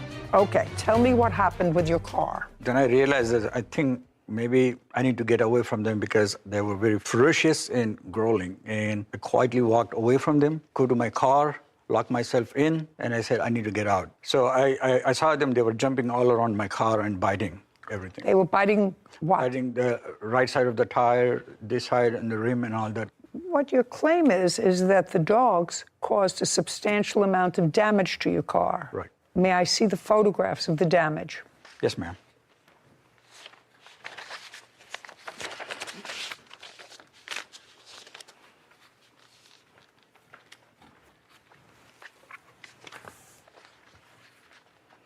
So the car had scratches on it, I see. And what about the wheel rim? Is that, you're also showing me the scratches on the wheel rim? Yes, they were biting all the rims and the tire, and they went into the front and bit on the bumper. May I see that?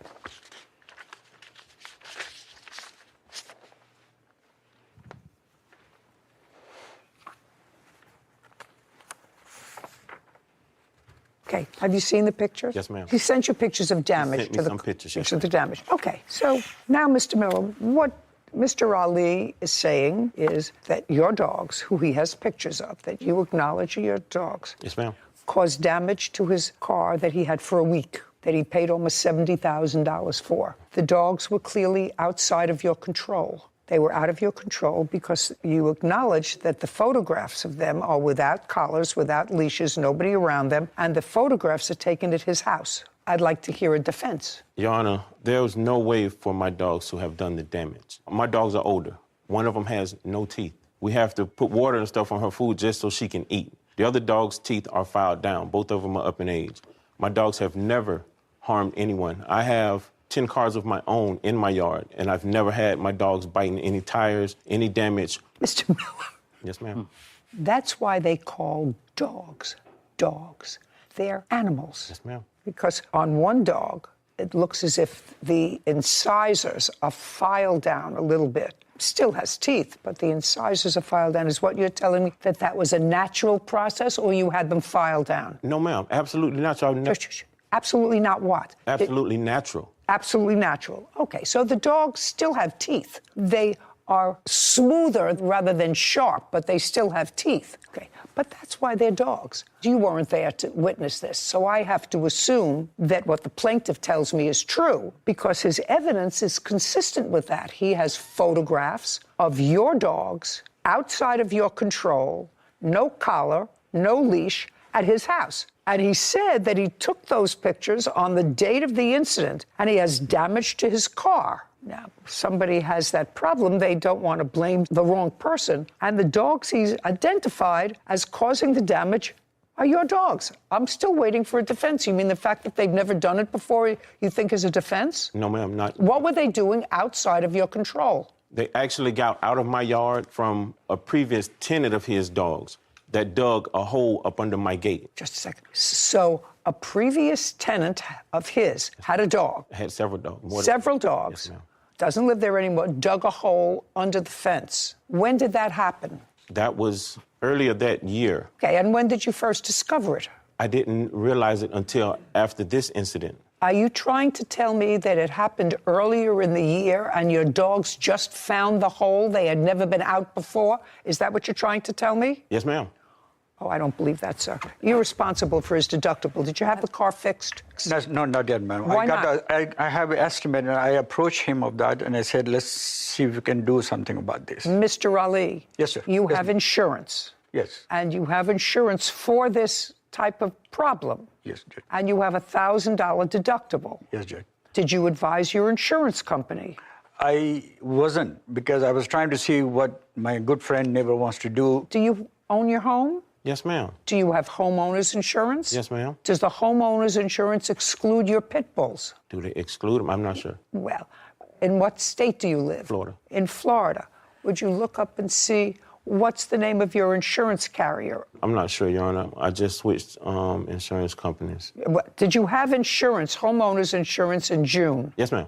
You did? Absolutely. Well, did you inform your insurance company that there was a problem? No, ma'am. Why not? Because I was trying to get an understanding of what was going on. I'm just telling you what's going on. So now you know what's going on. Your dogs caused damage to his car. Most states now exclude certain dogs from their policy. One that's right on top of the list are pit bulls. You are aware of that. Yes, ma'am. And either you pay a higher premium or the insurance company says we're not insuring them. You do understand that? Yes, ma'am. Okay, so now you understand. Does your policy exclude your pit bulls? I don't think so. No, ma'am. Well, I don't know, and I don't know how to find that out unless you can give me a definitive answer, Sarah. It depends upon the insurance company. It does. Yeah, and you don't remember your insurance company. So, Mr. Ali, he's not paying the $8,000 that it's going to take to fix your car. That's what you have insurance for. Okay? But he's going to pay the deductible. You have insurance. It's a brand new car because you have a loan. So you must have insurance, which I'm sure you do. Yes, I do. Then if you were having a difficult time with Mr. Miller and his insurance, which I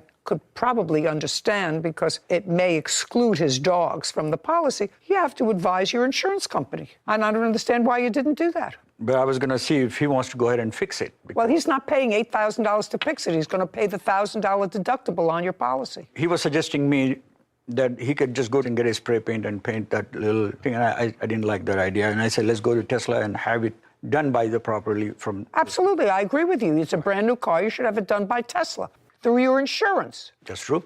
Yes. Good. Judgment for the plaintiff in the amount of $1,000, which covers your deductible. We're finished. This court is adjourned.